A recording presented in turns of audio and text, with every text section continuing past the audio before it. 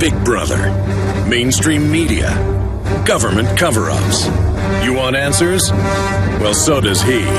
He's Alex Jones on the GCN Radio Network. And now, live from Austin, Texas, Alex Jones. Hello and welcome to the Alex Jones Show. I am not Alex Jones. I am John B. Wells, sitting in and later with Alex Jones for this fifth day of June 2012. Halfway there, aren't we? We'll be joined today by Dr. Theresa Dale for the first hour. She is a world-class speaker. She is a homeopath, a state-approved instructor out there in California, a healer, a traditional naturopath, certified clinical nutritionist, doctor of naturopathic scientist, medical consultant, inventor, but more to the point, she is a healer not only of others but of herself. And one of the things she healed herself of was radiation poisoning from Chernobyl. As you know, the mainstream media is not covering the Fukushima disaster with the same verve that they did when the Chernobyl incident occurred back in the 80s. There are a variety of reasons for this. It ranges from saving face to not alarming the public, and I'm sure there are some other political components that we're not entirely aware of, but we can perceive it. A couple of interesting news items that I'll get to in just a second. Alex Jones is on his way back from Chantilly, Virginia, having scrutinized very closely the Bilderberg convention or meeting or whatever you might call it. And I'll talk with him in the second hour and find out the latest and most raw intel that he has to offer. He's been up there for days, making his way back. And then in the third hour, Craig Hulet will join us. He has worked with the security services, Department of Homeland Security, Bureau of Alcohol, Tobacco, Firearms, and Explosives. But what he will talk about with us in the third hour has nothing to do with the alcohol or the tobacco, but it will be how absolutely every keystroke, every text, every fax, every cell phone call, every hardline call, everything is recorded and will be for the foreseeable future. Also a few key words to avoid, such as my email box is blowing up. If you say something like this, well, the computer's going to pick that up and highlight your name on the list. Interesting stuff from the InfoWars site. Eco-fascist James Hansen admits global warming is not man-made. I am normally the Saturday night host of Coast to Coast AM, and we enjoy a friendship with Alex Jones and his InfoWars Prison Planet organization. It is with this mutual cooperation that we are able to bring information that will not be heard in other areas. So, we discussed many times, I personally discussed many times, that all weather is created by unequal heating of the Earth's surface. I don't think pollution is a good thing, but I do not think that the human beings are causing the enormous planet to heat. It's being caused by solar activity. And now James Hansen admits global warming is not man-made. Here's another little tidbit. 5 million Brazilian farmers are locked in a lawsuit with U.S.-based Monsanto, suing for as much as 6.2 billion euros. They say the genetically engineered product by this genetic engineering company has been collecting royalties on crops it unfairly claims as its own. It's the mouse that roared. And there will be a lot more roaring as time goes by, as these products are revealed to be as damaging to health as many, many scientists and researchers claim. We'll be back with Dr. Theresa Dale very shortly on the Alex Jones Show. In for Alex Jones and with Alex Jones in the second hour. But first, Dr. Theresa Dale is with us. Since Europe is well known as the leader in medical research and education in the area of naturopathy, bioenergetics, magnetic fields, and homeopathy, Theresa Dale chose to fulfill her naturopathic studies in the USA and Europe. I believe she has just returned from Europe She is, I believe we could say she is a Chernobyl survivor because many did not. They were sickened by the radiation release there, and they did not make it. Dr. Theresa Dale did. Welcome to the Alex Jones Show. How are you? Very good. Thank you so much and for the introduction. And I'm happy to say that I did survive Chernobyl, and I can tell people exactly what I did to do that. Now, you just returned from Europe. I was lecturing in Paris, and I was lecturing to a group of people who were very interested in radiation toxicity, exposure, and how to detoxify it, clean your body up, and to also implement a radiation diet, an anti-radiation diet to help the body to release it on a regular basis.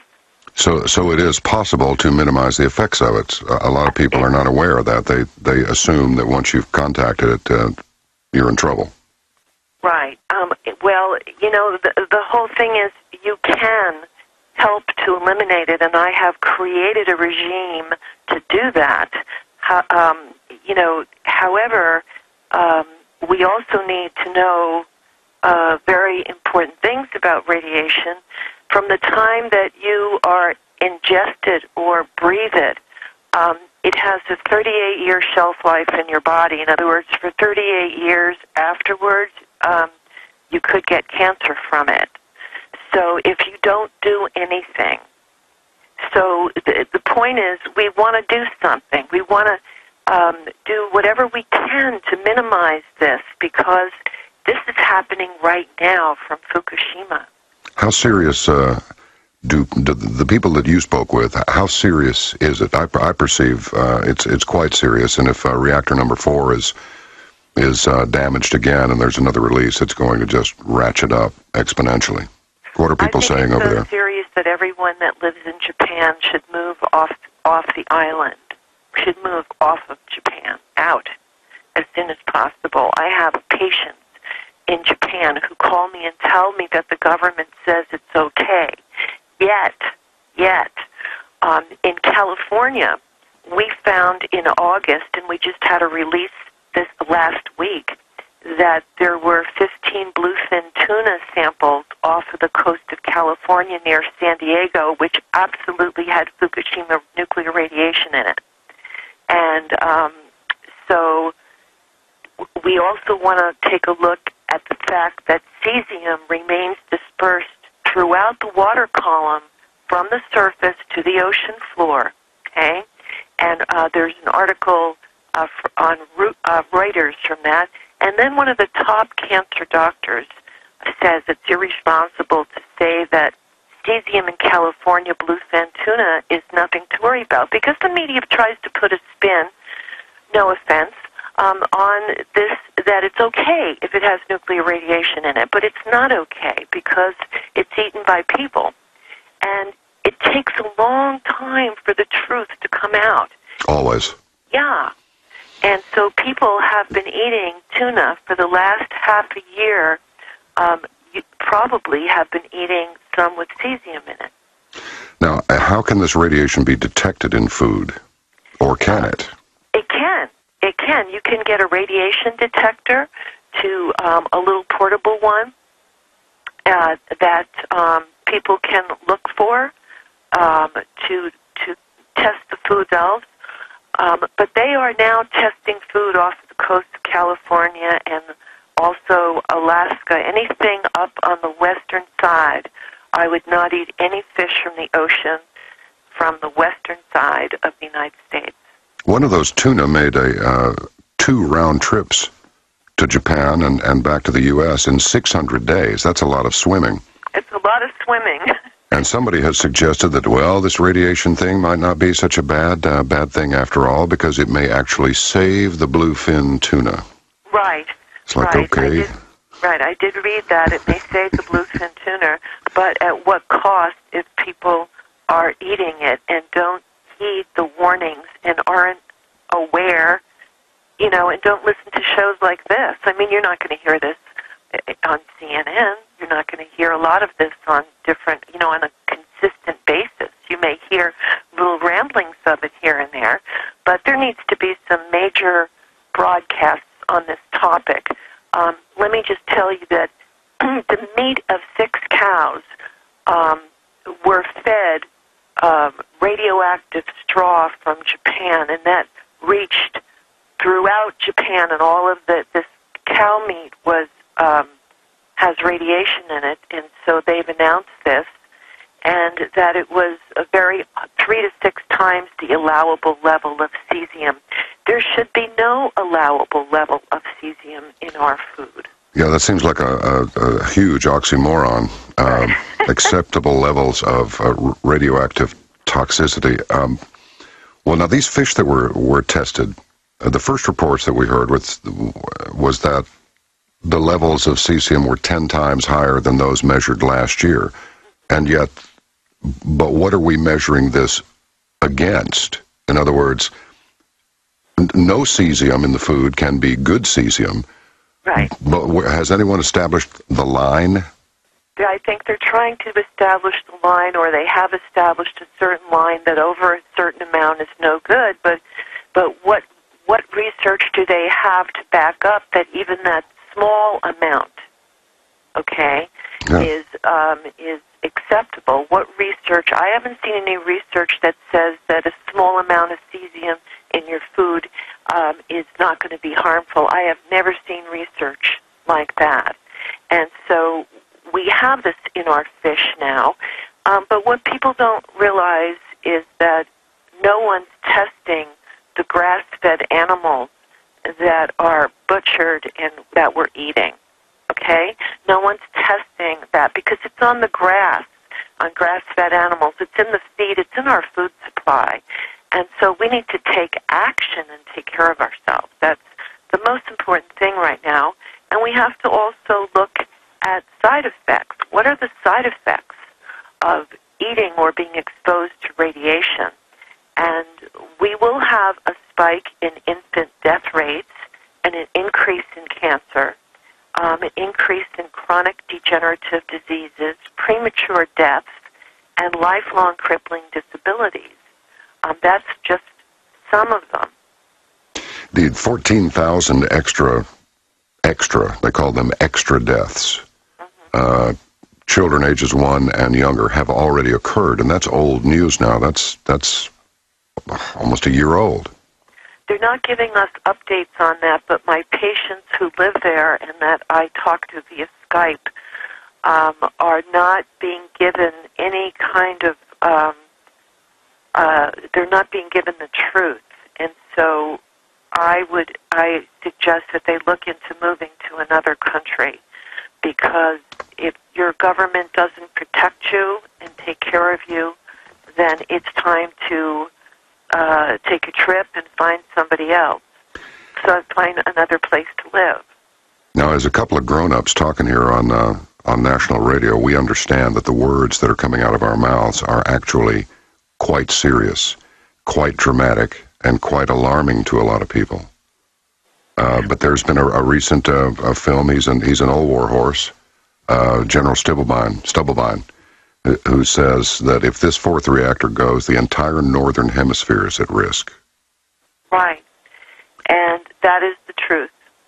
And people need to do something. Now, when I was in France, there was an article, and I found out that this was true when I went to France, is just to back up everything, is that the nuclear, the part of the government that is the nuclear department, there is they have agreed to take all of the spent fuel rods from Japan and reprocess them in France.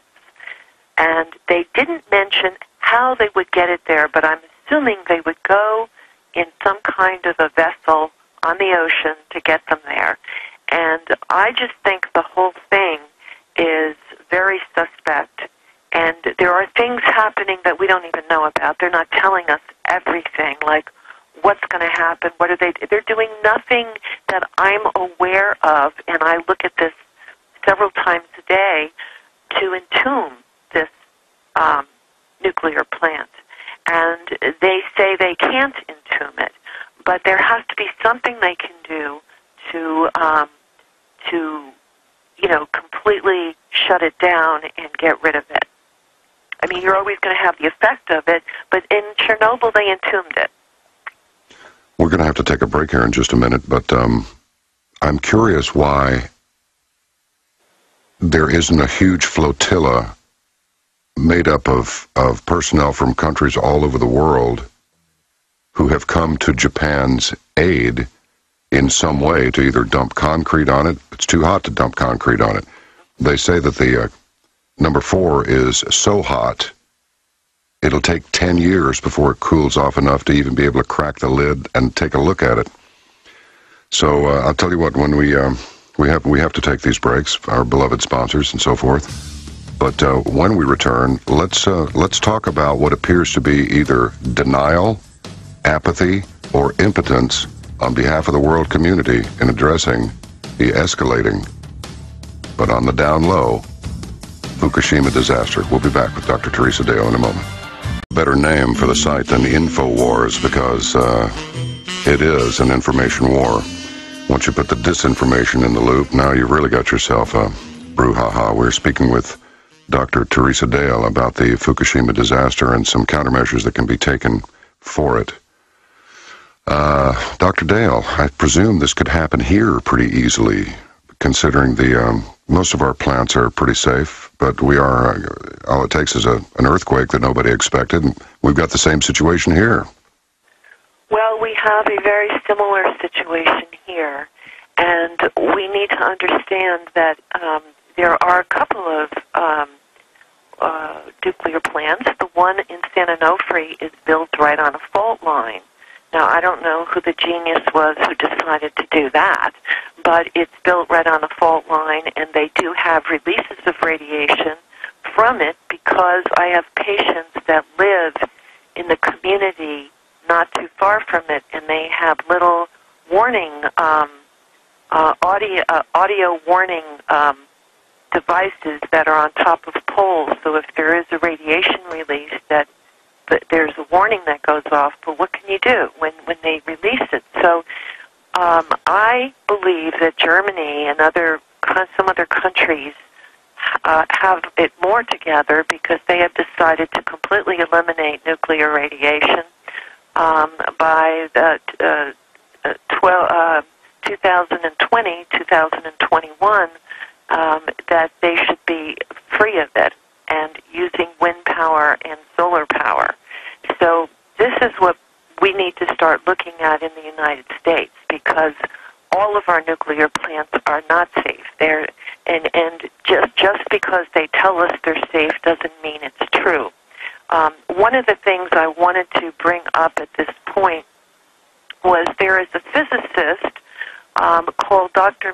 Michio Kaku from University of New York, and he claims, and I think he's the most accurate, is that Fukushima is 25 to 30 times of what Chernobyl was, and that it is very, very dangerous because it's continuing.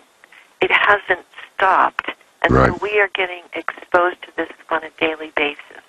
Yeah, if you look at the Wonder Map with a U, Wonder Map, you see the wind patterns. It's mostly falling.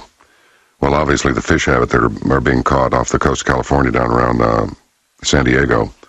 But according to this chart, it's mostly the Pacific Northwest, Oregon, Washington State.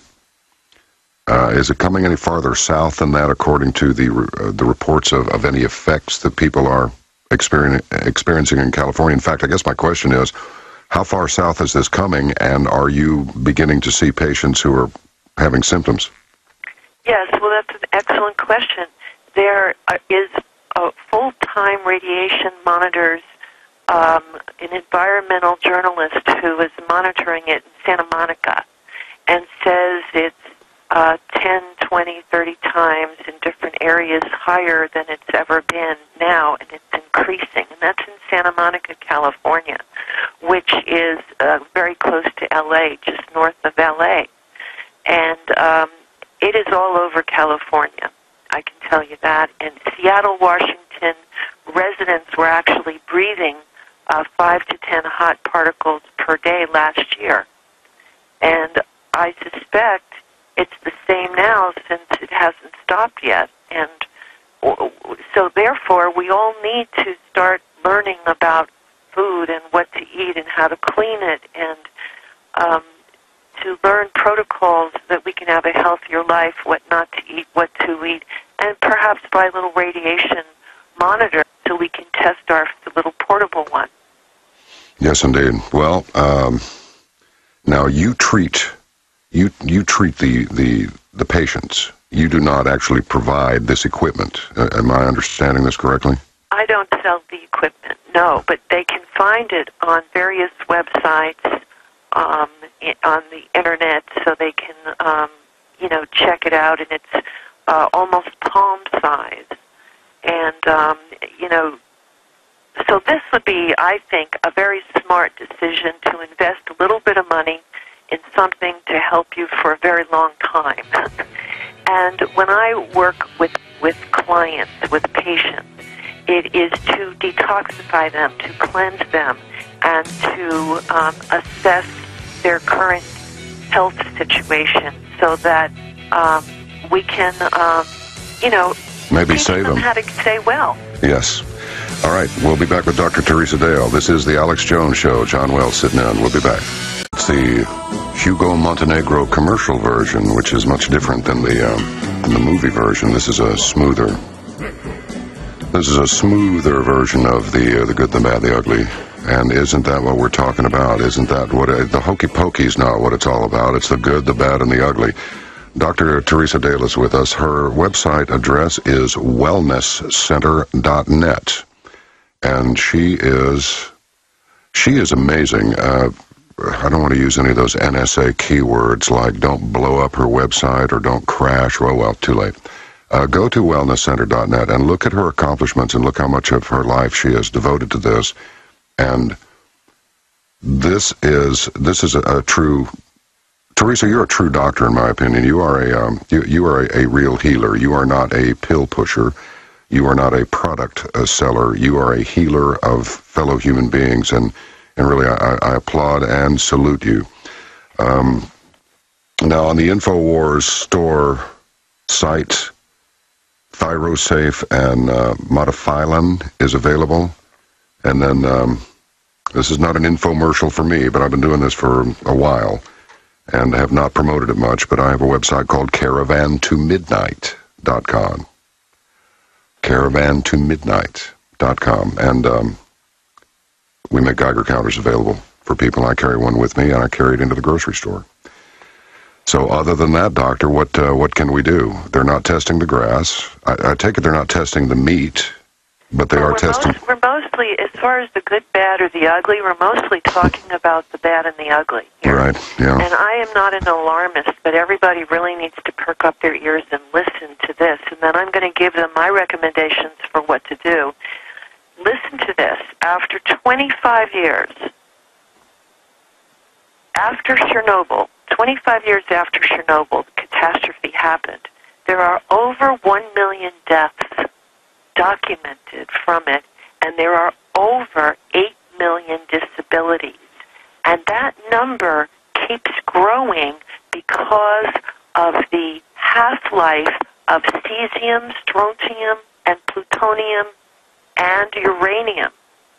So the mortality rate projections continue to grow from 25 years ago, from Chernobyl, and this is 25 to 30% worse than Chernobyl. Everybody's ears need to be perking up. Get your pen out. Write down these things that John's telling you. And I'm going to include some things about the diet that is so very important. Well, please do that. And I'm just going to sit quietly, and I will let you know I am still here, but tell them everything you want to tell them. Okay. First of all, you need to wash your plants and your vegetables and eat a plant-based diet. You want to wash them very carefully. You can put them in a sink of water and you can either get an ozone generator and stick an ozone tube in the water and ozonate it, or you can use 35% food-grade hydrogen peroxide in a sink full of water and take a quarter of a teaspoon or half a teaspoon, no more than that, in the water, swish it around. Be careful, you can burn your fingers with it. It's very, very powerful, and it will wash the vegetables, clean the vegetables, and then you want to give them a clean rinse after that, okay, to wash everything off of it. You want to do dietary plant fibers because these are sulfur-containing antioxidants. These contain sulfur-containing antioxidants. Okay. They're found in cruciferous vegetables like broccoli and kale and cabbage, along with the pectins in fruit are very, very good. Now, green tea is very good for you, except if it comes from Japan. You must not buy anything from Japan, okay? Some pasta, macrobiotic pasta can be from, and it's on the wheat in Japan. You don't want to buy any foods from Japan.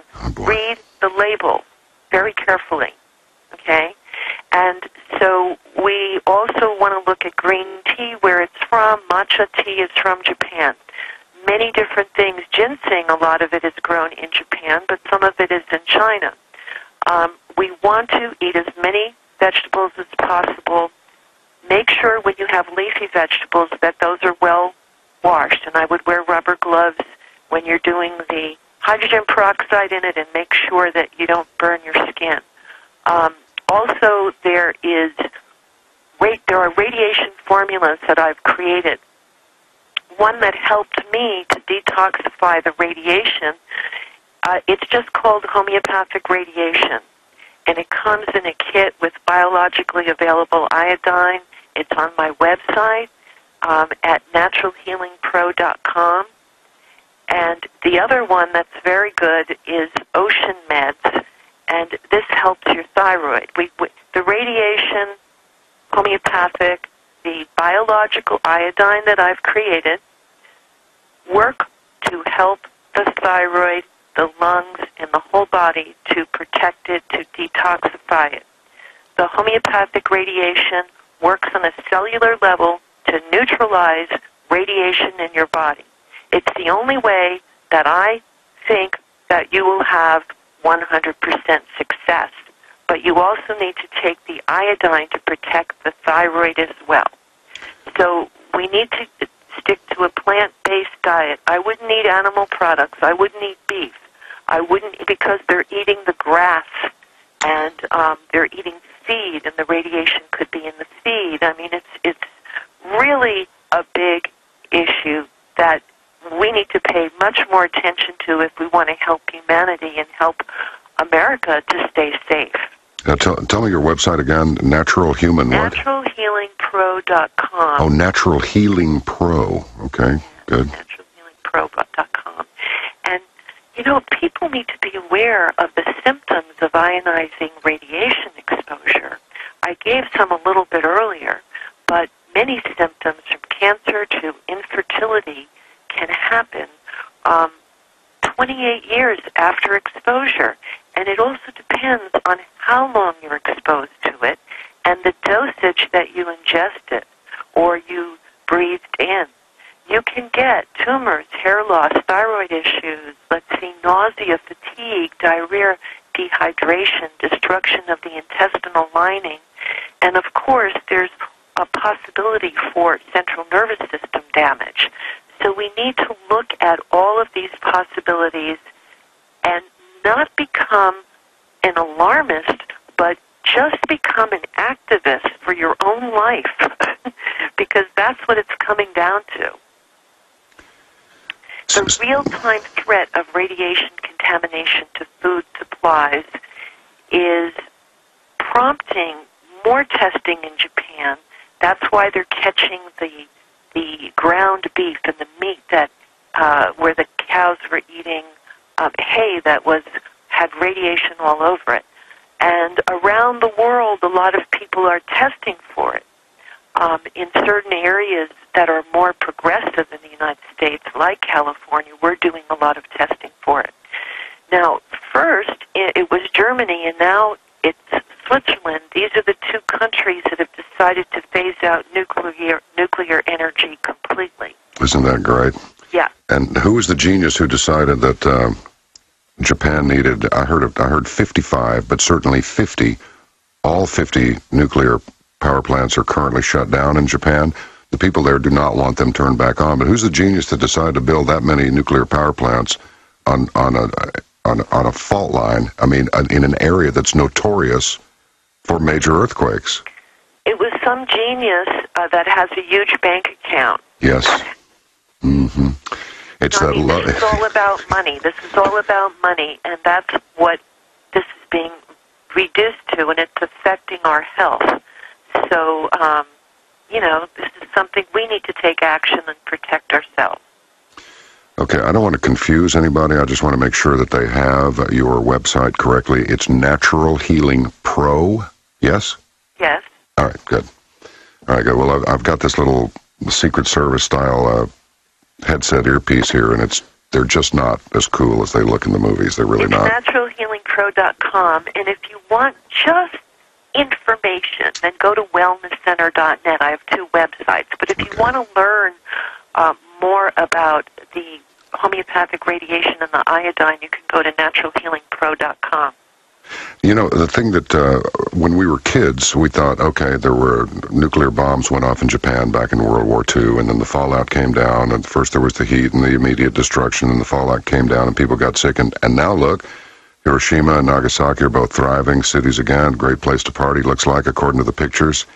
But what is difficult for people to get their minds around is that this stuff spreads. It gets everywhere. Is there anything to indicate, now I know you're in California, but is there anything to indicate that it's moving toward the center of the country? I've been monitoring radiation levels myself, and I don't see anything above background where I am in the Southwest.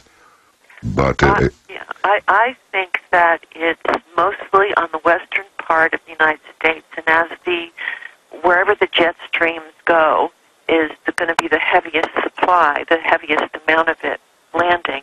I think that the center of the country is probably the safest. I think also if you're looking at the East Coast, they have not, I haven't seen any reports that they have any measurable increase over normal. And so the thing that really bothers me is they've created normals. They've created, this is a normal amount of radiation.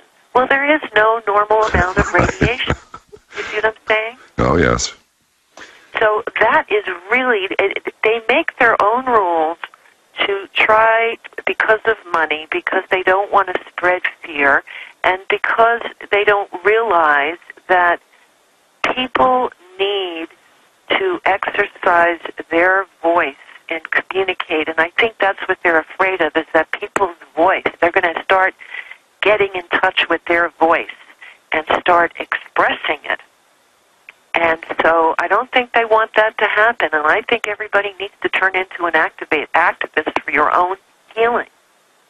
Yeah, I understand that there are 125 million people in Japan. I understand there have been some discussions as to whether or not it might be necessary to evacuate the entire country, let alone just Tokyo, creating an enormous humanitarian disaster. Where would if such a thing were to happen, where would they go? Or are we just dealing with a colossal unknown with a horrific potential? Well, I think it is a catastrophe that has never been, anything like this has ever been seen, because it's still happening. And I think that people should leave the island immediately, leave Japan, go to another country. And they're not all going to go to one country, they're going to go to different places. And I think we need to look at taking people in and what's going to happen to all the people. And the most amazing thing that I heard, which was shocking, was that I was in the store talking to somebody about their their green tea. And I said, your green tea comes from Japan. And they said, oh, but the reports are that it comes from the other side of Japan, and there's no radiation there. And I'm thinking to myself, I said, no, that is not true. Whoever is telling you that is telling you that so that you buy the product, you see. Good grief. It's just not necessarily what you say, it's just how many people you can say it to, isn't it? It's exactly the truth. There are three major types of ionizing radiation. There are alpha particles, beta particles, and gamma rays. And we need to understand about these three types. And also that their exposure to uranium in even drinking water may result in kidney failure. Okay, some people who drink water containing alpha emitters, such as uranium, in excess over their conjured up contamination level over many years, have an increase in getting cancer, kidney cancer. So we need to look that it's in the water supply, and that's why I brought that up. We need to look that it's in many different things. Now, what about water? Let's talk about water. It's something we drink all the time. We buy bottled water in plastic that contains bisphenol A. Yep. But now, what about the springs? Okay? Indeed. Yeah. So we need to look at what kind of a filter is going to get the radiation out. And I believe that reverse osmosis may do a very good job at that, albeit I'm not 100% convinced. I am told by experts that it should help to get the radiation out. Yes, the water supplies in certain parts of the country, particularly central Texas, there's radium there, and they have actually, the water just flowing through the water pipes has made the pipes radioactive. This technician was saying, when it hits a 6, I turn away from it. It's like a 6. A 6 is really pretty high, pal. It is. So you are having it in Texas. Oh, absolutely, and the Environmental Quality Board has been covering it up for years and years, and it's still a Houston television station, Channel 11 down there did a story. It's a year old, but I don't see any additional stories on it, and the water quality has not improved, and the radiation has not been removed, so it's just the same thing. Again, if it's not top of mind, if it's not being talked about, if it's not on the news, if it's so many people still believe, well, if it's not on television, from a reliable network source, then it must not be true, must not be important, must not be worth our attention, which is why Alex Jones has his organization, and Coast to Coast, we have our organization. That's why we work so closely together to try to get the word out, because the mainstream media is not doing it. And that's the truth. And I can tell you something that you can see the difference. When I was exposed to Chernobyl when it blew up, they didn't announce it for 2 weeks. Is that all? Only 2 weeks? Yeah, because they didn't want to hurt the tourist trade in the south of France, and that's why all these millions of people died. It's because of money. So I couldn't get any reports on why I was sick or what was going on. I didn't even know why I was sick. And I have family in Switzerland. So I went to Switzerland, and it's the only country every 15 minutes on their basic news, they announced the rats on the ground and the rats in the Alps. Excellent.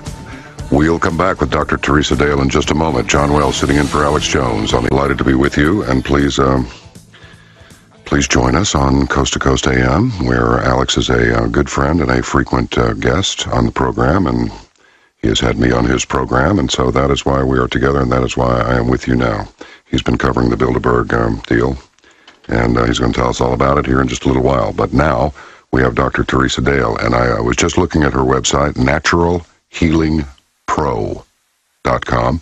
You will find products there that will help sustain your life, I believe. That is my opinion, and hers as well. And she's living proof that if you apply these techniques, you can survive. You can survive things that others cannot if they do not take steps to save themselves. And then, of course, we have InfoWars Store, InfoWarsShop.com goes to the same place, I believe, and then we have mine, which is CaravanToMidnight.com. We sell radiation detectors from Russia and also a nice American-made one, too. Dr. Dale, we just have a few minutes left. Please tell them anything that you want to. Just let it all out. All right. Well, I feel that many people don't understand the jet stream and what it is. It's a narrow air current. It's found in the atmosphere of some planets, including Earth. And people think, oh, Fukushima isn't going to get to me because I'm in this state. Well, it's going to get all over. And, the polar jet stream, for example, can travel at speeds greater than 100 miles per hour. Yes. Okay? So we have a faster jet streams, we have slower air currents, and we need to understand that it's all over the United States. That you're listening to this, it's there. It's in rainwater, okay? It's in our groundwater. It's found in milk in Phoenix, all right? It's found in milk in Phoenix and L.A. and Little Rock, Arkansas. Yeah. Okay? So we have this issue, and it's about not waiting to do something until it's too late. It's about taking action now, having a healthier life, and to neutralize radiation not only from Fukushima, but the EMFs from your cell phones, the radio towers, the cell phone radio towers, and I'm going to give you a place where you can look that up and see if there's one near your house, okay? Tell us very quickly. We're getting short on time, I'm sorry to say. It's called AntennaSearch.com. It's a nonprofit, and you need to check it out. AntennaSearch.com. Right. Well, I am planning to speak with you this coming Saturday night. Wonderful. On Coast, and we'll put the word out some more, because here's the thing, everybody. The government's not putting the word out. The mainstream media, as Mr. Jones has said over and over, and I believe it, and I've said it as well, the mainstream media is bought and paid for. They're not going to tell you. So people like Dr. Theresa Dale, she has her center, she has some products, she has her knowledge, she has firsthand experience of Chernobyl, and go to her site and see what can be done for you. Be aware. It's time for us to live a more serious and sincere life, or suffer the consequences. Dr. Dale, Theresa, thank you so much for being on the show. Thank you very much, John Wells. Thank you. Talk to you soon. All righty. Bye-bye.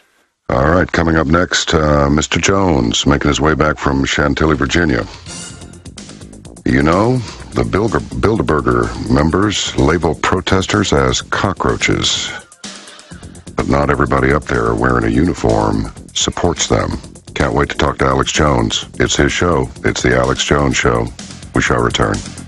Wells in for Alex, and about to be joined by Alex. And I could tell you that it's an honor for me to actually bring on as a guest the man after whom the show is named, which is the Alex Jones Show.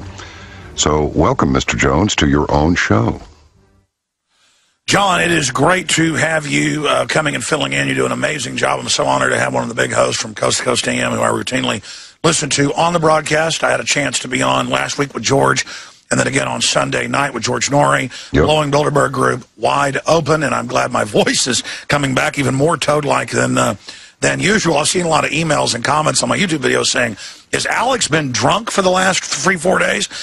No, folks. My voice basically was gone, and that's why it sounded like this. But thank God it is almost back. John, it is great to be here with you today. I've just got a whole cornucopia of news from the latest on Bilderberg, what we learned, to the latest unfolding control grid with the globalists conquering the U.S., amazing nanny state, police state developments. I've just got a big report coming up for people in this hour, and then I know coming up in the third hour you're going to be exposing just how serious the violation of our Fourth Amendment is by the good old National Security Agency. Absolutely. It just keeps on rolling, doesn't it? And they don't think very much of the proletariat, do they? Those Bilderbergs. No, they don't. In fact, the London Guardian reporter was able to go in before they kicked everybody out last week on Thursday. I was kicked out when I showed up Wednesday morning. My crew was kicked out. I tried to send them in first Tuesday night when we got there, but they knew who we were and threw us out. But other media was able to get in before they closed the hotel, and Charlie Skelton and others. In fact, the article we wrote yesterday linking to the Guardian actually had other journalists quoted as well that confirmed that the hotel staff was rooting, quote, for Alex Jones and the, thousands of protesters over the 5 days, 4.5 days, and that the Bilderbergs were walking around cussing and saying they wanted us dead, wanted to murder Ron Paul, wanted to blow him up in an airplane, calling us cockroaches. So that's been confirmed, not just by Jim Tucker's source, but Charlie Skelton, London Guardian, and other sources that we talked to. They didn't hear the kill Ron Paul part, my sources, neither did Skelton's, just that we were scum and trash and cockroaches. So we were definitely getting to them. We had at one point 7 bullhorns going simultaneously daisy-chained and many others down the street encircling the place so loud it was shaking the windows. We could see them shaking. Kissinger came out with his mouth hanging open because the one area of the big conference center that sticks out the closest to the road, most areas are 200, 300 yards away. It's a big piece of property. But the one big conference wing is the wing that sticks out by the road. And they put up big fences and black mats, but it didn't stop it. And the protesters kind of ripped down the black mat so we could bullhorn right into them, and it was amazing. Bilderberg is muy angry. We disrupted their criminal activities, their Logan Act violation, but more importantly, forced the mainstream corporate globalist media to cover it. This is a big victory. And again, I got to give credit because George Norrie was the first. I said 8 years ago on the show. It was actually 9 years ago. He first interviewed me about Bohemian Grove, Skull and Bones, and Bilderberg. And so he was the first big mega program that can be seen as, quote, mainstream in the sense of, 500-plus stations to cover it. And then Drudge helped break it, drudgereport.com. And now it's in the Washington Times, London Guardian, hundreds of other publications, Washington Post. The shadow government, John, is blown wide open. Outstanding. There may be a little bit of hope for humanity after all, because, back in the old days, it was... underground radio stations, but it was all about music. Now it's underground, above-ground radio stations that are all about the truth and information. We'll be back with Alex Jones on The Alex Jones Show. Well, sitting in. Alex Jones wants answers. We get them too. And this is John Wells, the Saturday night guy from Coast to Coast AM, sitting in Alex's chair for the day. Delighted to actually interview Alex Jones on his own show. This is... who'd have thunk it? Who'd have thought something like this was even possible? Alex, I got a question that's been dogging me for years, and it is this. Is it just that you get the intel on where these meetings take place, and then the people come, and then the protests begin? Because I'm thinking, why are they not up in some mountain retreat with army guys all over the place keeping them out? Is it just is this just another arrogant gesture on their part that they're sort of underground yet above ground, that they do it in a hotel where... In Italy, sure. In Italy and in other areas where they've had it, they do have them up on mountain retreats and have the army out. But still, everybody basically knows it's there. Then there's complaints by the citizens and the governments that all these foreign interests are meeting. So in the past, they like to meet in conference-type hotels that do have land around them and then just have the local police and their own private security out. In the past, it was only, if you go back just 5-6 years ago, it might be a dozen reporters or so. When I first called for people to protest it up in Canada in 2006, the first time I physically went, I've been covering it for 17 years, there was probably only a maximum of 30 protesters. There have been some events in Europe in the last few years where there were over 1,000. There were close to 1,000 at one time last year in Switzerland, in St. Moritz, where they actually shoot many of the James Bond Swiss Alp movies. And it was the highest hotel in the area, already in the high mountains, with a big mountain peak to the back of it, out on a jut of land. And then they even shut the road down in front of it. but that's still they were so arrogant. I think it's both, the things you said. They had armored cars, but you basically take them to the top of the mountain, and then they walked down for exercise, a bunch of Bilderberg group members, thinking we wouldn't notice them or knew who they were, like we were too ignorant to be informed and know who the actual shadow masters are, and those confrontations are online. So I think it's a little bit of both. Well, how bad is it? How far down the road is their plan? How close are they to fulfilling it? And how big a weed have we shoved in their ears? Well, this is a victory because, sure, I mean, this is a big victory because over the 4.5, 5 days that Bilderberg was taking place from Thursday through Sunday, there was conservatively more than 2,000 people that came out and protested. Generally, people could only come for a day. They all had jobs, families. Sure. Because you wouldn't really see a lot of the same people the next day that you'd seen the day before. And we had over 600, 700, 800 at one time on Friday and Saturday, another 500 or so on Sunday.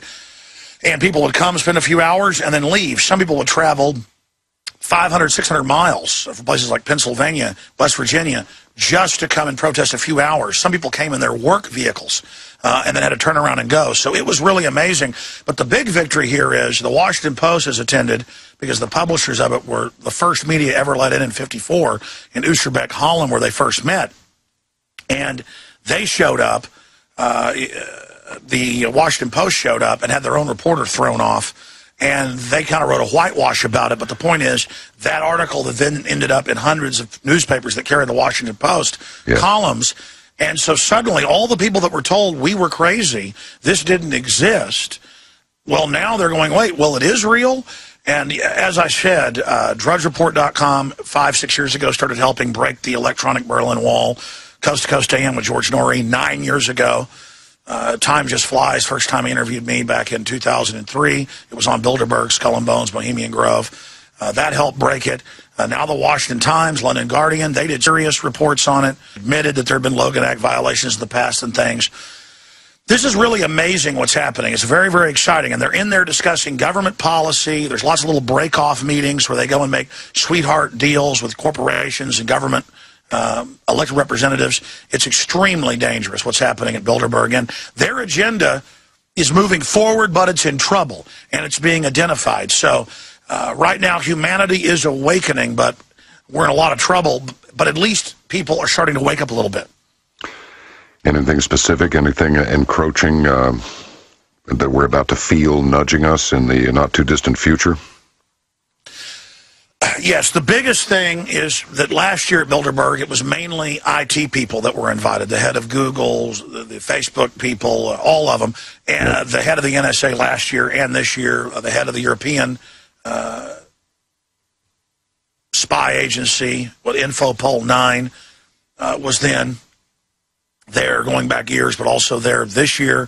So this is all about spying, and the globalists think that their technocracy of spying and drones and ground robots and combat robots and robot cars and biometric face scanning and surveillance blimps and license plate readers, they believe that this new national security state, basically turning the whole country into a giant airport-style security with TSA everywhere, checkpoints at malls, highways, it's all happening now. It's not just, oh, hey, it's coming, this is their plan, it's now happening. They want this rolled out fast, and that's actually some of the news I've got for you coming up after the break, but they believe the technocracy is going to save them. They know the military is going to say no to confiscating guns. So they're just going to 30,000 drones we pay for to be used against us, weaponized, all being announced.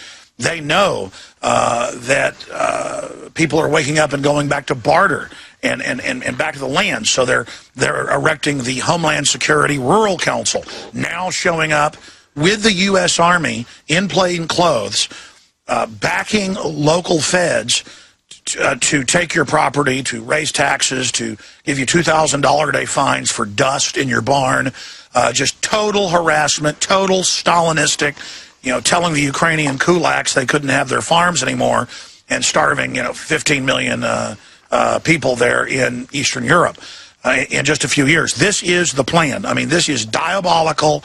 They want to totally break the back of the American people. This is total war. And again, our government's gone. You still have military people that are good, people that don't understand this, but they've told us that the UN and NATO now run our military. NATO is just a narcotics trafficking organization, caught hundreds of times doing it. It's another globalist power system. And now our Congress has been told they pull the shots, and now the Air Force has got 10,000 drones. They're getting another 10,000 on top of that. They're operating domestically. The EPA says, yeah, we're watching farmers, the runoff into your creeks. We're using spy satellites on you. That's in the news today from Infowars.com, from EPA announcements. And it's also linked up on Drudge. So all of this is really in everyone's face. They're announcing giant dirigibles to fly around 100,000 feet surveilling us and going, oh, guess what? They're already in the skies, as I told folks a decade ago. So much of this was already declassified. Now they're throwing it in everyone's face. So it's a giant arms race by the global bankers that have hijacked our country. And they'll say, give your rights up or China will get you. Give your rights up or Russia will get you. Give your rights up or Al-Qaeda will get you. But all the real architecture of the police state is targeted at a guy with a John Deere hat. Somebody who can skin a buck and run a trot line, people that have their own property. It's all a global corporate takeover who have actually made deals with Russia and deals with China. And on the surface, they act like they're fighting with each other, and there is some friction in the globalist camps between Russia and the European U.S. banking elite. But the number one enemy of the banksters is the American people. The globalists paid $20+ billion, as you know. Anybody can just search this. It's Reuters, AP, you name it. That 3 years ago, the bailout of General Motors shipped. Let me just re-click my Skype here. It started doing that again. We still got your audio. No. Listen, we're just not going to do Skype. I just want to turn Skype off because I don't want to go through this like I did Sunday. This went on and on. All right, now, going back to what I was saying, folks, here. And listen, John, I know I'm ranting here. The point is that we're told there's all these outside threats. Then you find out most of Al-Qaeda and its whole history is being funded by these shadowy globalists to menace us and take our liberties. You find out our own mega banks helped create the Soviet Union, helped put Mao Zedong into power, paid $22 billion 3 years ago, and now the factories opened 2 months ago to build in China, in Eastern Europe, in Brazil, and Mexico, the new Cadillac and Volt factories. I mean, this is open deindustrialization. Tyranny. The ruling class have gone totally insane. This is a power race by the globalists worldwide to get the most power. GMO, nanotech, robotics. Humans are being replaced. The globalists say this themselves. We're in the middle of the greatest revolution ever, a revolution of evil against humanity. They say those words? Yeah, I lost audio. John, you just take us out of here, okay? Okay. All right. Well, here's the thing. He said he was ranting. Well, better Alex Jones does it than I do, because I'll tell you what, once upon a time, I knew who the enemy was, and frankly, I wanted to fight them. But now, there are no uniforms. There are no flags. It's a shame. Doesn't even leave me anything to drape over the coffins. We'll be back with Alex Jones. This is the Alex Jones Show. I am John B. Wells, a Saturday night guy for Coast to Coast AM, and I hope you will stay with us after we speak with Alex for a little while longer. We will speak with Craig Hulet, and we'll discuss how your friend is close, but your enemy is much closer. That would be the security services. They are watching you closely. Running, and we're live now. This is the Alex Jones Show. There's a little bit of a video conundrum, but we still got audio, and that'll do. Mr. Jones, please continue your most singular rant. It's completely okay with me. I feel like ranting myself, but if we both do it, might blow somebody's speakers up. Well, listen, ranting is certainly needed, and that's why I get so upset, is every time I'm about to go on air, especially on the road, I have more than 20 pages of notes from news I've read the last day, things I want to cover, and then I just get on air, and all I want to say is, wake up. Our government has been taken over by globalist interests who tell us they're taking all our rights to keep us safe from Al-Qaeda and the Russians and all the rest of it, and look, I don't like what the Russian government's doing, but they're not invading my country. They're not taking over my republic. The real threat is the globalists. It is the New World Order that is taking over our society. It is a corporate takeover. And then they say, oh, we've got to have war with the Chinese. You know, the quote, U.S. wants a base in Vietnam, that we had a war that killed millions of Vietnamese, 58,000 Americans, injured 300, 400,000 really bad. And it's just all made up. It's a bunch of powerful interests that are on huge, control freak trips taking over our society. And every day I see news, it's off the charts. I mean, last week, I'm just going to list some of these. Bloomberg's going to ban salt, $2,000 fines. Again, that 2,000 number if you salt the food. Pre-salted in New York. He's going to ban above 16-ounce sugar drinks, but not aspartame, not GMO, not all the real stuff that's killing people. Again, they create the crisis, know it, start killing people. We get the sickest people in the world statistically, and now, we'll ban sugar, period.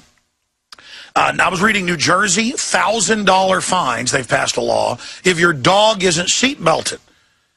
So now I guess my wife, can't have the French bulldog in her lap when we're driving around, when I'm driving the car. I mean, this is the nanny state. First, can't have your kids in the back of the truck on your own property driving around. Now you can't have your dog back there. I go to the beach, and people get in your face if your dog isn't in a life jacket. This nanny state isn't about safety. It's about making us a bunch of ninnies henpecked by the new job creator, which is a bunch of paramilitary police. And again, I'm not against the police, but this isn't the way America used to be. This isn't what freedom is. This is right out of a Kurt Vonnegut dystopic novel. And I want to turn this around. I do not want to be at the mercy of these globalists who I know from their own statements, their own documents, are not benevolent. They are wicked. They are corrupt. And we are seeing this revolution in slavery, in total control. Huge change is upon us. And the globalists are endangering the planet in their race for nanotech, life extension, biotech, genetic engineering, super weapons, superconducting super colliders, cyclotrons like Hadron, where they admit, well, it's a low chance we're going to blow the Earth up with a black hole or a strangelet, but we are going to do thousands of tests. I think about the craziness that these people are engaged in, how they're predatory, how it's a total will to power that we're seeing. It's time for humanity to awaken and realize the threat of where we are going. Just driving through Tennessee, we're now in Memphis, and I've got some occultic news for on the other side, John. I saw everywhere police facing both sides of the highway with giant license plate scanning cameras on top of them. And again, you're like, well, that'll keep people safe, some folks say. It'll stop felons. We've learned they let a lot of the felons and people go. It's really about in the future, if you haven't paid your income taxes, they say you're not going to be able to travel out the country or drive a car. Your taxes to the foreign banks. It's about turning off your mobility, just like the no-fly list, no gun-buy list. This is mark of the beast stuff, my friend. Well, it absolutely is, and I think these people would do well to remember that we don't really care how big their apparatus is. Adolf Hitler built a big apparatus. He caused a lot of problems, a lot of people, but in the end he was defeated. Now, if we want to go into who knew who back in those days and how many of those companies are still around and have morphed into something else, that's something else entirely. But I think these people would do well to remember that Americans are very slow to anger, very slow to rise up. But there is a point beyond which it would be a very, very bad idea to push us. I don't know about you, but I gave up my illusions of immortality a long time ago. I'm not suicidal, but I'm not squeamish about a fight. And these guys are asking for it. That's just a personal comment. Doesn't necessarily represent anybody else's opinion, and then again, it might. This is the Alex. Oh, it represents mine. This is the Alex Jones Show, and that's why I love you, brother. We'll be back in just a moment. Alex Jones Show. John B. Wells sitting in for and with Alex, and we're just discussing about what we usually talk about, which is the escalating idiotic power of the police state, and no plans to abate that development in any way, shape, or form. Witness this And justifies the means. And what is this, Alex? The police in Aurora, Colorado, looking for a suspected bank robber, stops every car at an intersection, handcuffs all the adults. I mean, what is this?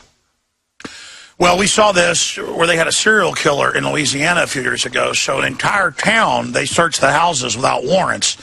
And again, imagine now, you hear the stories. It's happened in Austin, where I live, Austin, Texas. Someone will put a deer rifle in the back of their car. It always happens in deer season to drive outside town. And they lock down an entire neighborhood and set up checkpoints an hour after the guy already drove out. It's this nanny state idea that, well, the end justifies the means. We found a suspect. They stopped 40 people, put them in handcuffs. There's photos at CBS in Denver. We have those linked in our article at Infowars.com. And the police chief says, the end justifies the means. That's a quote. And he said, we weren't looking for anybody in particular, didn't even know what the suspect looked like, but we found a suspect, a guy had a gun in his car. So now having a gun in your car, they had to say that like, see, the end justifies the means. We didn't find money. This happened yesterday. We don't even know if he's the bank robber, but now, hey, your neighborhood.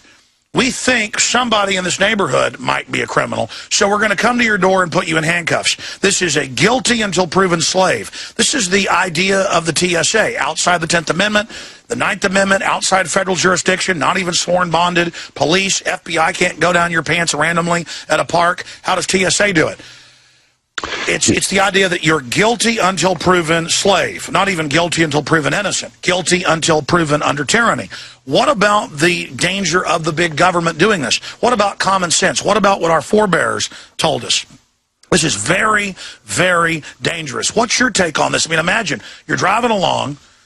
I see this all the time. They set up checkpoints. There was a serial killer in California a few months ago. I saw this in the news. So police, night after night, on a major highway near where homeless people had been killed. I think it's like 4 of them now, yeah, being stabbed and robbed. Folks can pull this up.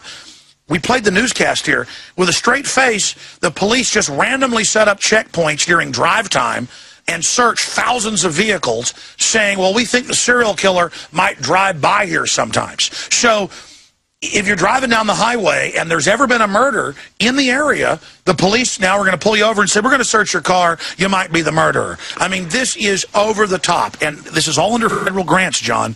Oh, yeah. They have checkpoints all over the country taking blood. Sorry, go ahead. No, it's all right. I understand that they have already ordered tens of thousands of, level 3 bulletproof booths to distribute along the highways and byways and freeways of America, with even equipped with stop-and-go lights on them. So, I mean, it's coming. This character, Oates, just said, the law is clear that investigative detentions are lawful for a reasonable period of time. And the facts and circumstances were the suspect was in one of 19 cars. Well, it's a good thing nobody was going into cardiac arrest and needed to get to the hospital in one of those 19 cars while they're waving their guns around looking for a robbery suspect. To me, it's just nauseating. And the message has got to be to people that you're not safe. As a matter of fact, the more measures that are taken to make you safe, the less safe you are. But that's statistically true. I mean, look, take the big nanny states like Chicago and New York that are the model of the rest of the world now. This is what the globalists want to do if they can have their way. And it's no guns, giant crime rates, paramilitary police everywhere that turn into mafia. You can look at it across the board. When in the U.S., same number in England. When the state has foster children, 7 times more likely to be sexually abused, 5 times more likely to be abused physically, non-sexually, and on average, 69%, it's the same in England and here, are put on psychotropic drugs, and an average of 7. Just type that in. More than 2/3 of foster children on psychotropics. Again, when the state has its way, total hell is released. And it's here. So the threat is the state. And if people don't believe that, you don't believe in George Washington, Thomas Jefferson, John B. Wells. Well, what country had the lowest crime rate in the history of the world? That would be Nazi Germany. You could wander out of a bar absolutely, completely inebriated, drunker than Cooter Brown, money bulging out of your pockets, and nobody would lay a hand on you. However, what society what societal paradigm were you living in that place?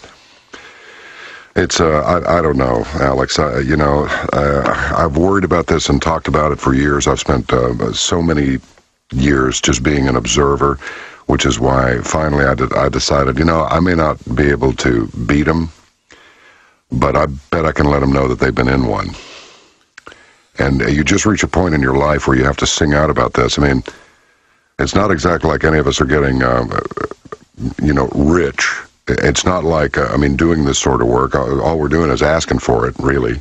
And it's not as though if somebody came to you and said, hey, I'm with the New World Order, and if you'll play ball and just kind of put a good spin on what we're trying to do here, we'll fatten your bank account up real good. It's like, I don't want your money. I don't. Well, I've actually been approached like that, but somebody like yourself, you don't toot your own horn, but the biggest movies, TV commercials, you're a top voice talent, and you certainly had nothing but things to lose by going public in the last few years very eloquently. But again, that's the illusion. You have everything to lose if we don't beat this tyranny. And that's why finally there's such a big awakening happening, and why so many people, even in mainstream media, are waking up and kind of rebelling at the same time. Not because they were sold out, but because they believe the hype. They believe the propaganda.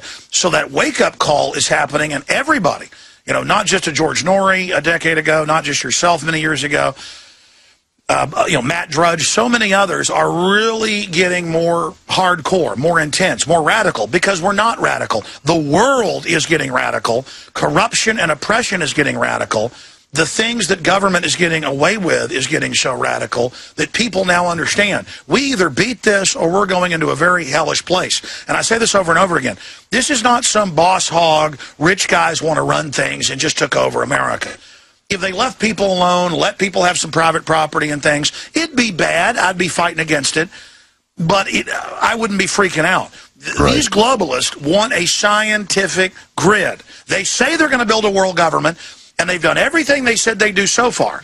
And I'm following the roadmap. I'm following their script to the next couple acts. And, man, it's like biblical mass death. More than 2/3 of the world killed by them. They write this. They say it. I think about all the kids that they knowingly are injecting with cancer viruses and mercury. I look at the numbers of disease, cancer, autism, neurological disorders, diabetes, off the charts. I find out all the Rockefeller documents. It's like, look, folks, there isn't a choice. And now, because this stuff is out in the open, there were so many active duty military, but also just retired or out, of the thousands that came out to protest Bilderberg, and they're like, no, you're right, it's all coming true, and they're admitting we're going to have domestic operations, they're admitting we're going to target the patriots, they're saying that's the new threat, not Al-Qaeda. Well, that's in the newspaper. They're saying the new threat is the libertarian conservatives that are actually real Americans. We know the score, we're smart, we're what's left of America, they know we're the enemy. They're coming for us. Folks, and you can't just join them and be collaborators. The globalists are pure evil. It's not like you're joining a gang and you're on the winning team for police and military and other folks. This is going to destroy everything. And even if you're corrupt out there, but not pure evil, do you really like the fact that autism's from 1 in 25,000 30 years ago to 1 in 58? Do you really like the fact pediatric cancer is up more than 10,000%? Do you really want to sign on with Satan? And even if you don't believe in the devil, folks, it might as well be the devil, because only the devil could come up with something like this. I know I'm ranting, John. No, it's all right, man. No, it's completely all right, because, you open the door now. I'll go you one more, Alex. The last time I checked, the Japanese were into dragons too, and I believe Fukushima is in fact the mouth of the dragon. Now you got the Russians. They were just doing joint operations up here at Fort Carson, Colorado. Colorado, and we're supposed to have all kinds of Spetsnaz and various other special forces in the country mingling with our special forces. A number of people have contacted. I don't mean like 2 or 3 either. I mean like a double-digit number. And there's a multiplier for the emails that you don't get that would have been sent, but they weren't sent. It's imaginary, but whatever. It seems to be fairly accurate, that are saying, oh no, as soon as we got over there into the Middle East, we definitely put on the UN patch. It's like, what? I don't see this on TV. Oh, that's right. It's mainstream TV. I forgot. Well, again, how did I wake up? Okay, I'm a pro-gun, Ron Paul type libertarian, God, guts, gun, U.S. military type guy, just saying, I just want to have low taxes and freedom and Bill of Rights. And they were trying to say in Texas, no more junior shooting. And I had little cousins and stuff that I was shooting with at the time. They were going to ban Boy Scout shooting, YMCA shooting under 18. That's why I finally said I'm going to get on the air in Oklahoma City and Waco and things. And I was just starting to really wake up to things. And I had all these former military and current military, and the police chief of San Antonio contacted me. I went and got an interview in his office. This is 1 year on air. And he's like, Delta Force is here trying to bribe us. I was in Army intelligence, he said. This is a covert takeover operation. You got to warn people. I mean, so I learned this from people in government who were patriots. And the media said, oh, Jones and others are crazy. There's no black helicopters. There's no UN troops. Then I got sent Cooperative Nugget footage from 94, 95, 96, 97 with foreign troops training to take on the American people in Louisiana and Mississippi. Then I went to urban warfare drills. Then I witnessed them training with the Boy Scouts to go in their parents' house and tattle on them and tell them where the guns are. Oh, yeah. And I would come and warn people, and it sounded so crazy. Even though I had video, people couldn't believe it. Now it's in the New York Times. They've got the Boy Scouts, quote, training to take on disgruntled veterans. Now it's in the news. They've got FEMA Corps. Now the Pentagon came out yesterday and said, yes, we want to have local army in every city to aid the police. That's already been going on secretly. This is a Red Dawn takeover. Our government's been captured. And if we don't admit this and have the military say no, who are full of great people, it's over. We're done. The globalists feel confident enough that in NLE 09, FEMA.gov, they said, troops from 15 nations are here training to take on American terrorist or civil unrest. It's public. They have Canadian and Mexican troops patrolling in drills. Our troops go to Canada. Our troops go to Mexico. It's the North American integration by stealth. We got the Banff Canada meeting documents from 2006. It's in my film Endgame. Everything is happening. This is real. How far off before it's so obvious to everybody that it's absolutely undeniable? I mean, it's undeniable to us. But to the average citizen, who, how long before, what kind of a timeline, any way to predict when it'll be so obvious that even the most skeptical that, there's no new world order, that they're going, oh, yes, well, there is one there. What are you? No, you've got a top privacy expert coming up the next hour. And you know, there's a reason the NSA's come out and the CIA and said, yeah, your toaster, your new microwave, your computer, your iPhone, your droid, your washing machine, that's the headline in Wired, CIA director, your washing machine is spying on you. And he laughed and said, yeah, we're watching you without warrants. There's no Fourth Amendment. He said, it isn't what it used to be. It's a coming out. They built the secret army against us. They trained the troops in secret. They compartmentalized. They did urban warfare drills to condition the public and the police on a regional scale to accept all this. And now they're getting ready to roll it out. And that tells you that it could be 6 months. It could be a year. They're getting ready for an Iran war. That's in the news. Yeah. And as a pretext to that, they will stage the globalist, the offshore banks that are manipulating our military, in this slow-motion coup d'etat by the foreign banks. They will stage terror attacks, blaming it on foreign groups, but also on domestic groups, so that the average person, when the drones suddenly hit the skies everywhere, they've got 10,000 in the Air Force alone. They want another 10,000 domestically, just under Air Force control. They're getting everybody ready with preconditioning for the big rollout. You can see the pre-programming. They have the big defense contractor company last week. PR firms say we're preparing to acclimate the public for full weaponized drones. Then you see the announcements. I've seen trucks and billboards with Predator drones on them driving around saying, you know, global vigilance. Again, saying it's our military, but it isn't. It's been taken over by foreign banks. Again, we've been told the UN runs our country now. So it's very, very soon, very, very soon. Alex, what should people do? I mean, I've got my ideas, but I don't want to say anything over the air. I really don't. Well, first off, John, if you go back, I'm not just saying this because you're on Coast to Coast AM as one of their great hosts. They had the act announced, the emergency states. I forget the exact name. I can't believe it's not popping in my head because I confuse it with the Emergency Centers Establishment Act. Yeah, the Preparedness Act. It was in 2002. It was the states' reorganization. The point is, it'll pop in my head in a minute, or somebody in the office can remember. The point is, it was all over the news. They ordered Can't believe I can't remember that. It'll pop in my head over the break. The Emergency States Reorganization Act. I forget. The point is, they had that act. Police all remember. Fire departments remember. They ordered you and said, it's the law. You've got to take the smallpox vaccine. You've got to take the anthrax vaccine. You've got to take all this because we're going to force you to give the public shots. And there was a mutiny. I had police chiefs, I had mayors, I had fire department chiefs on. They said, they told us it's the law. We checked, it's not. We know these are experimental and dangerous. We're not taking them, and we're not making you take them. And I even had some Austin cops on who said no. So they failed. Okay? And it's the same thing with this. If the military, they said no to the anthrax shots that were killing people. 2 separate times, in 2002 and again in, 2005. We've got to say no. The military's got to have a debate about this. We've got to discuss this. It's already happening. Panetta already had to pull back a few weeks ago on, okay, the UN doesn't totally boss us, but we don't have to come to you, but we still might. So the point is, we've got to scream bloody murder, explain what's happened, that we're so used to Russian and Chinese and Al-Qaeda threats, and I'm not saying those aren't real threats in some cases. The real threat, though, is the bankers. They're the one in charge. They're the ones stealing tens of trillions. They're the ones reorganizing our economy. They're the ones bringing in Agenda 21. They're the ones federalizing the police. They're the ones throwing the book at us. They're the ones saying $1,000 fines if your dog isn't in a seatbelt. They're the ones setting up checkpoints. They're the ones setting up face scanning and TSA and all this. We are occupied. We are occupied, and we've got to say no to it and come together, or it's going to get hellish, folks. The only way out is saying no. John B. Wells, take us out. Oh, well, you heard the man. This is the Alex Jones Show, and we'll come back in just a moment. Dinosaurs roam the earth just kind of says it all. Maybe they will choke on it.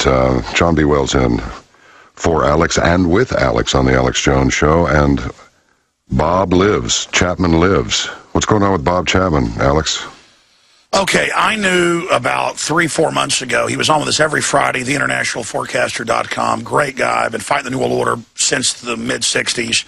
I helped publish Gary Allen's book, None Dare Call a Conspiracy.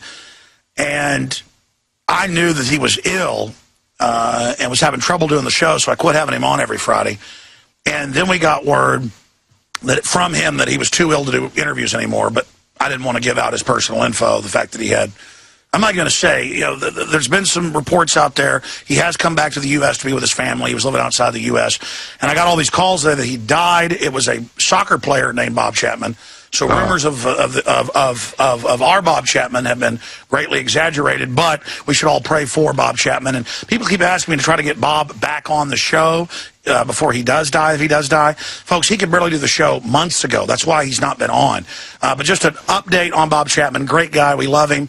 And since listeners ask, I've put in an obnoxious request to his family that if he wants to come on for 5 minutes, if he's able to, that we'll get Bob Chapman on sometime this week. But I wouldn't hold your breath, folks. Well, bless him. Hey, Alex, you know, you mentioned a while ago that, hey, you know, you can say, oh, you know, you're crazy. If you don't have to believe a Satan thing, a satanic thing. And I've said it many times. You can deny religion. You can deny God. You can deny Christ and all that. Please keep in mind, though, that the people at the top of the pile who are dedicated to enslaving mankind are all up in that Satan thing.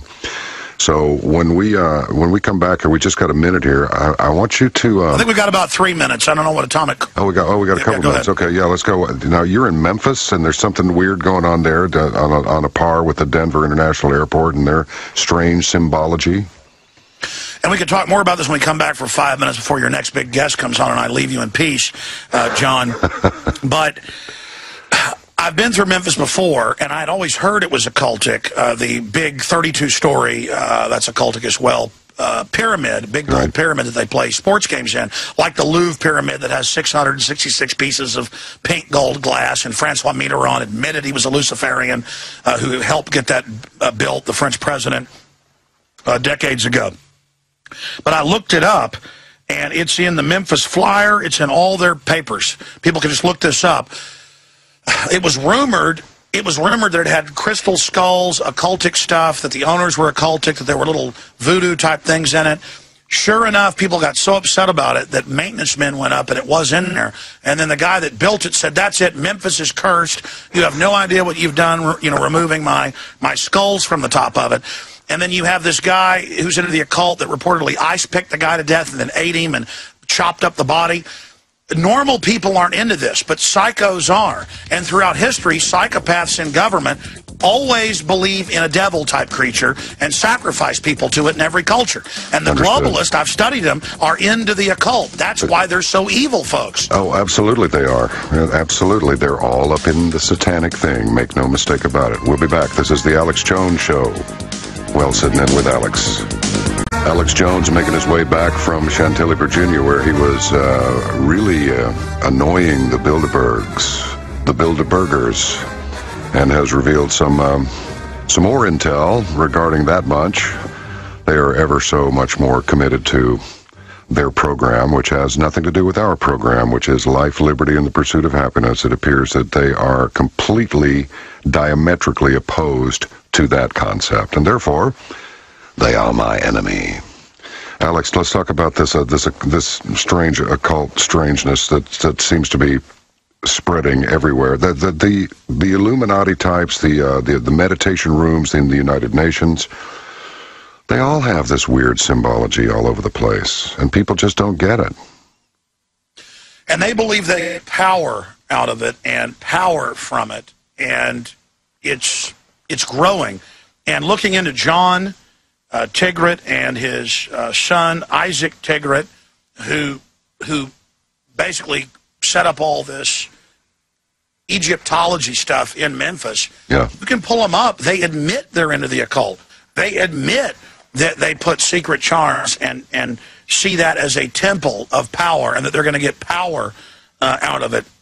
And that's why they want to be God. That's why they will endanger the entire world to get life extension technologies or to get super energy weapons. That's why they will do anything to get control, because they crave it. And they love having us at their mercy, like all other psychopaths and control freaks do. And it's up to us good people to get involved and realize that our forebears understood this compulsion to power. And our forebears were so confident, so cool, so smart. They tried to develop a system that would allow good, wholesome, intelligent, truly enlightened people to come to the fore.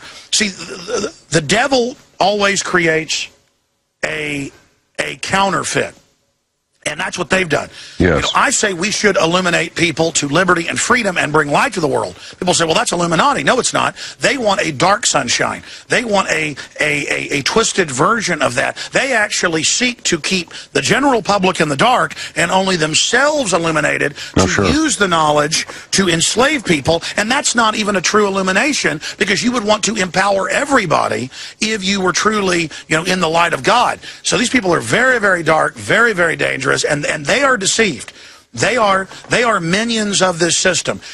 And I'm going to talk more about that when I get back tomorrow. In fact, I'm planning to broadcast, I'm going to do something experimental live as I drive down the road. They've got good enough G4 down I-35 corridor that I'm going to put the camera in the front of the RV, and I'm going to broadcast live as we hurtle down the road. And John B. Wells, in closing, I'm going to turn this over to you. Thank you for letting me have an update here. I appreciate the amazing work you do, and you've got the coolest looking studio if folks aren't watching on PrisonPlanet.tv. Your studio looks like $1 billion. So do you. I'm so honored to have somebody classy and just a great mind like yourself here. We're very honored that you take time out of Coast to Coast AM and your voice career to join us. So John B. Wells, you take it away, and thank you so much for sitting in. Thank you very much for letting me be here, Alex. I mean, wow, that was very complimentary and quite over the top. I mean, if there was no Alex Jones, there would be no John Wells sitting here. We'll be back with Craig Hulet.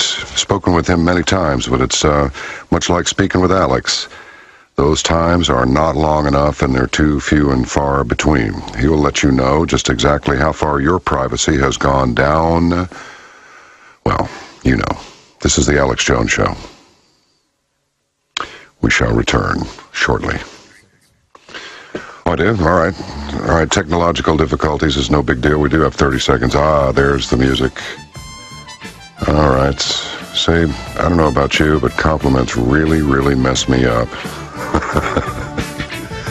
All right, well, in the last remaining seconds, please visit us at caravantomidnight.com. You may find something there you could really use based on our with Dr. Theresa Dale. And again, Craig Hulet is next. Thank you for bearing with me while I get my sea legs on the Alex Jones Show. Hello, everybody. John B. Wells, normally the Saturday night Coast to Coast AM host in for, and just a little while ago with Alex Jones, who's coming back from Chantilly, Virginia, and the Bilderberg Summit meeting, confab, or whatever you might call it, conspiracy, I call it. And now I'm happy to welcome once again a very good friend of our cause, which is getting the truth out there and just letting everybody know what color the cow is and where it went over the fence. And that would be Craig Hulet. He's been both a speechwriter and special assistant for special projects to Congressman Jack Metcalf, retired. He's been a consultant to federal law enforcement agencies, BATF and E, Justice Department, Homeland Security for over 25 years. He's written 4 books on international relations and philosophy, and his latest is The Hydra of Carnage, Bush's Imperial War-Making and the Rule of Law, an analysis of the objectives and delusions of the empire. Craig, my friend, welcome back on a different show, but same story, and it's a good story. Different show, same story. Very well put. Well, we, I was only able to speak with you an hour last week, and that was just not enough. And when Alex said, "Hey, will you do this?" It's like, yeah, absolutely. He goes, get anybody on there you want. And I'm like, oh, definitely want Craig Hulet. So here you are. I'm not sure people are aware how far down the road their privacy is gone. Maybe you could just bring them up to speed on that quickly. The NSA is lying. The U.S. government has copies of most of your emails, every fax, every landline, everything, every keystroke. It's all up there in Utah, I guess. Yes, and it's gone to the point now where I have to admit for the first time in 30 years of doing this work publicly that at this point there really isn't a whole lot the American people can do about it. It's gone to such a degree that the courts, the legislation that's being passed, violating our civil liberties, is so pervasive now that it would take a complete overturning of the federal judiciary and both House and Senate to rectify it. I don't see anything like that happening in my lifetime. But yes, every email, everything that you say and do right on the Internet, even landline, GPS, cell phones, NSA now has a copy of it. They have been copying it, downloading it for years. Finally, William Biney, one of the newest whistleblowers that the government is actively pursuing, trying to indict, has been interviewed a number of times in different places around the country, and he's made it very clear that the NSA is, in fact, lying when they say that they're not eavesdropping. And the degree to it, to the Freedom of Information Act, what's been revealed just in the last few weeks, is just absolutely devastating.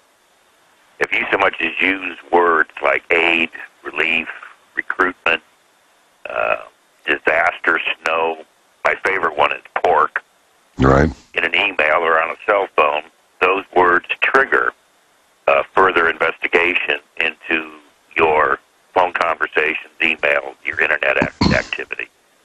And this has been going on for quite some time. This is actually a Homeland Security list that's in a binder that analysts are given that pursue this kind of eavesdropping on the American people. So this is a legitimate list. And in fact, I've had 2 experiences myself with emails that I send out to my client base where I've used a few words on 2 different occasions, and it has completely shut down my email and my website. Everything gets shut down. And I have to go to the server, and they have to issue what is called a false positive with a certain coded number. And they have to go in and actually reset up my entire system and allow me back online, able to send emails.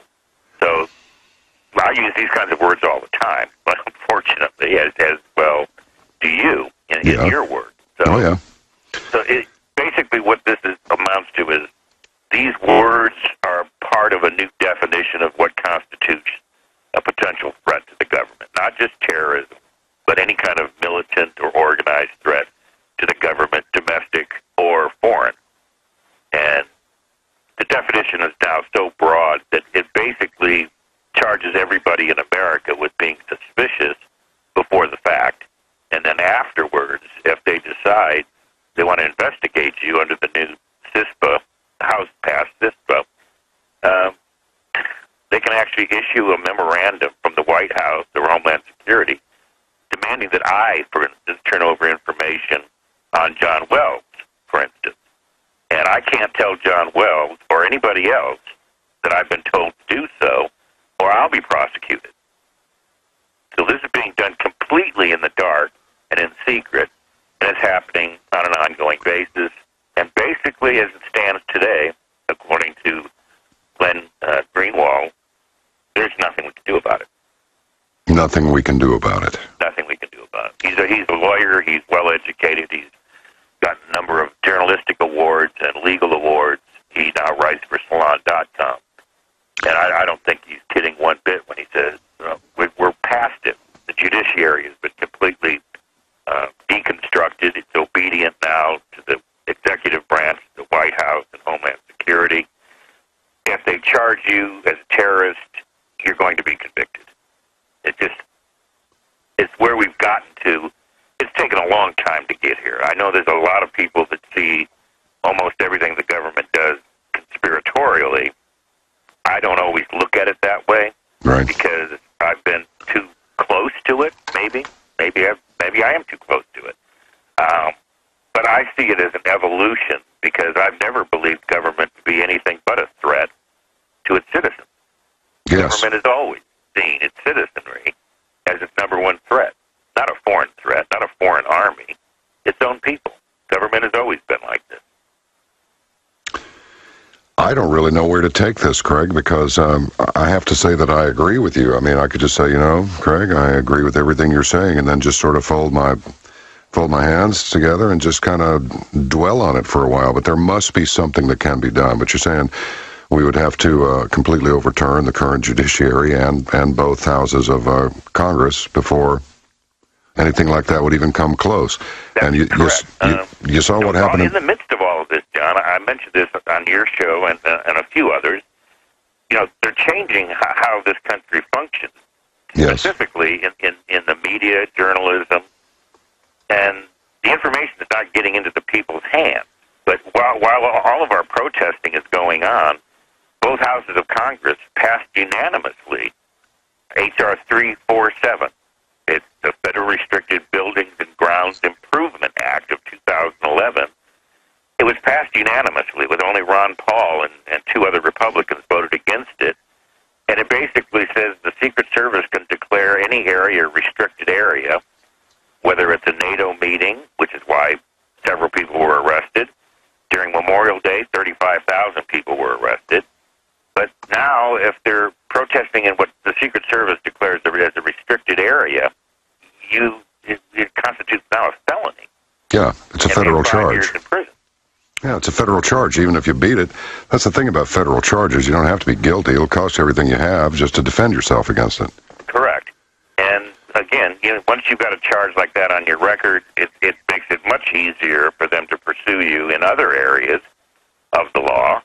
And basically, if you get a felony count against you, you can't vote, you can't own a gun, your life is ruined. But more than that, is, a number of things have happened just in the past year that I felt were the biggest news stories I've ever seen in my entire life. And I have PDF files of 500 pages in size that proves that these things are accurate and true. Namely, the first one is Lloyd's of London filed a lawsuit against the Saudi regime for its involvement in 9/11. You go through the case file, which it was immediately settled out of court, so it disappeared from the media, but the story is so clear that Saudi Arabia was behind 9/11 that it can't really be disputed any longer. Yet this story has no interest in our media's mind. The second one, $29 trillion, it's now $35 trillion, has been created out of thin air. That's twice the gross domestic product of America. $29 trillion created out of thin air over a 5-year period of time, lent out to institutions that were not in trouble. This isn't the TARP money. These are secret loans from the Federal Reserve directly to private corporations like Google and banks like the Bank of London Saudi banks, British banks, make a list. The list is absolutely so large, I can't even email the list to my client base. I have to put it on a website somewhere. The third thing, dereliction of duty paper, classified document went to the Senate Armed Forces Committee, charging General Petraeus with dereliction of duty and demanding that he be held accountable and court-martialed for lying to the President, the White House, and the American people about Afghanistan. Yeah, it's not going as well as reported, is it?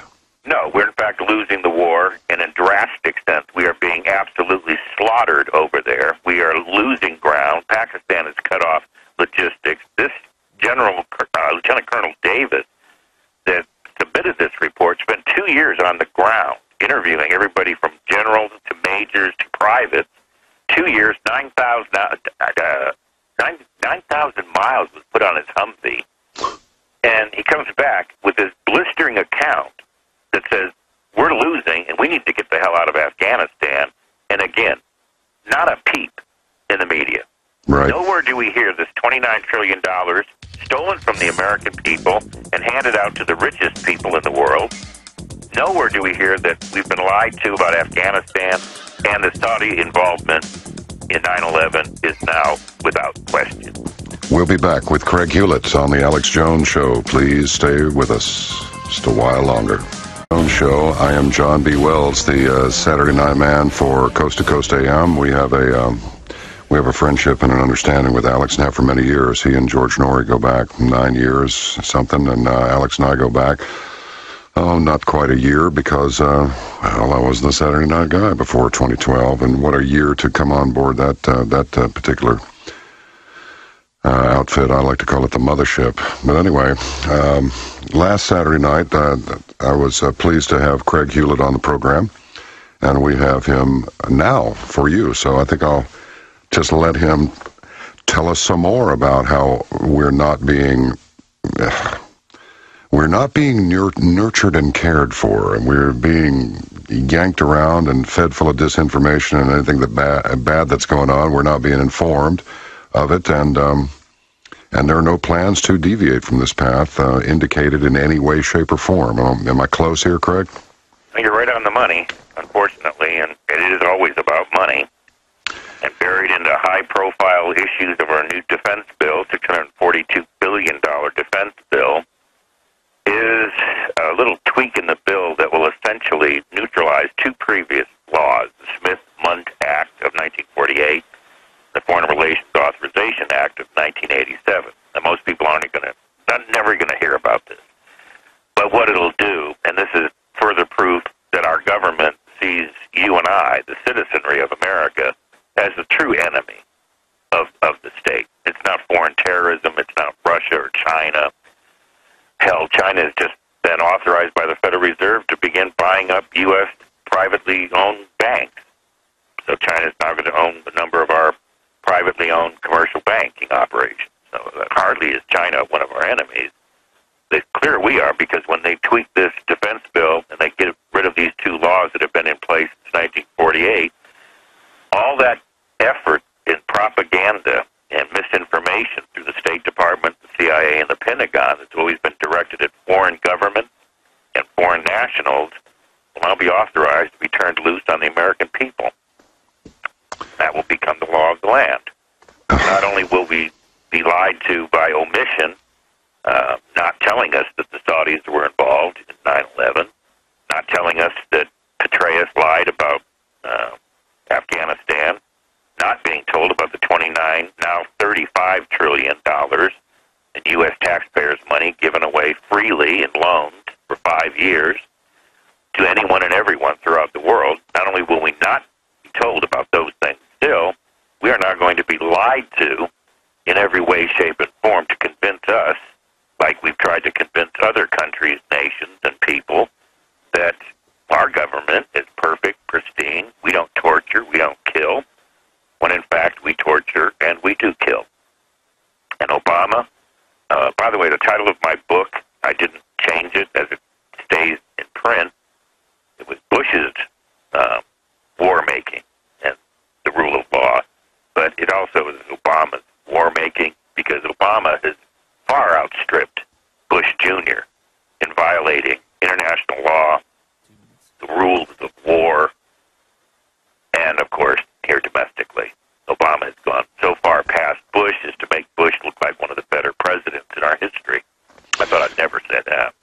We're going to have to take another look. Yeah. Isn't that amazing? And you know, it's funny, on our last chat, it's like, you're bashing Obama, or you're bashing, like, listen, we're bashing them all. Don't you get it? We're bashing them all.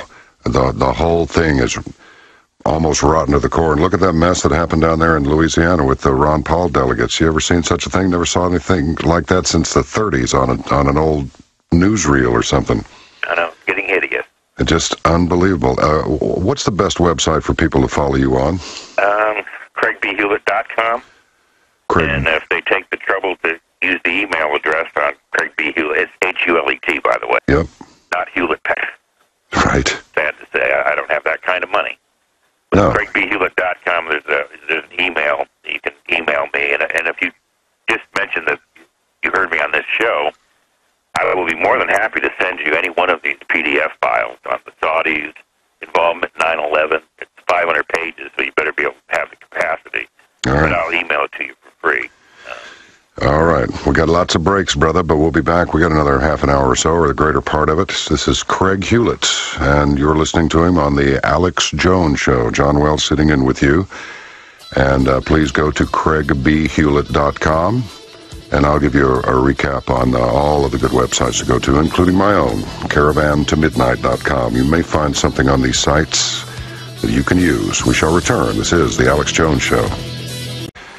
He's been paying attention to what we now call, or refer to generally as, the encroachment of the New World Order and the agenda that goes along with it for many years now.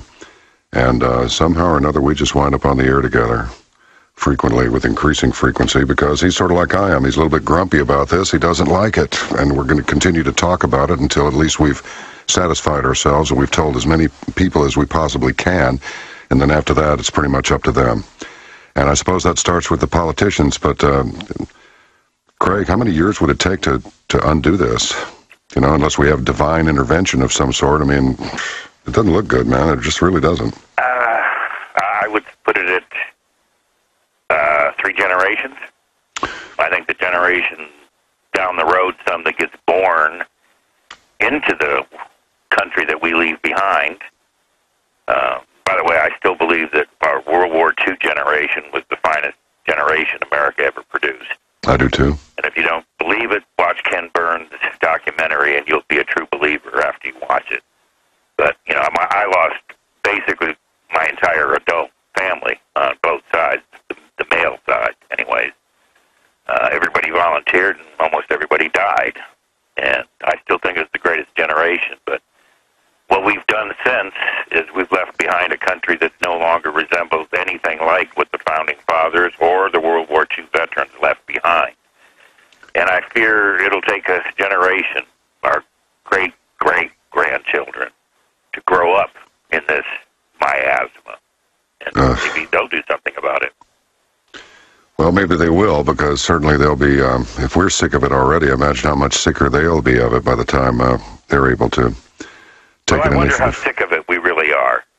You know, we've got a president now that openly admits, and has to admit, because of WikiLeaks and Anonymous and the back doors left open in the Pentagon, the CIA websites by intel experts that resigned under Bush. They were so sick of it, 100 top CIA analysts resigned under Bush Jr. because they wouldn't lie about Iraq and Afghanistan and 9/11. And many of them left back doors open into the system so that WikiLeaks could actually be created out of thin air. This isn't an accident that WikiLeaks came along. And it's not hackers.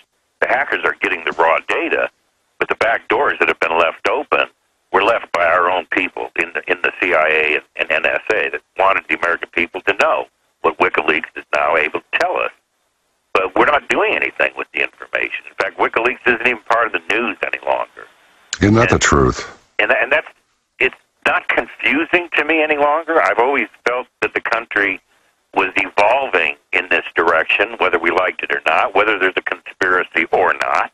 It doesn't make any difference. The fact of the matter is, the country's history, it's no longer anything like what it ought to be or should have been. And I do oughts.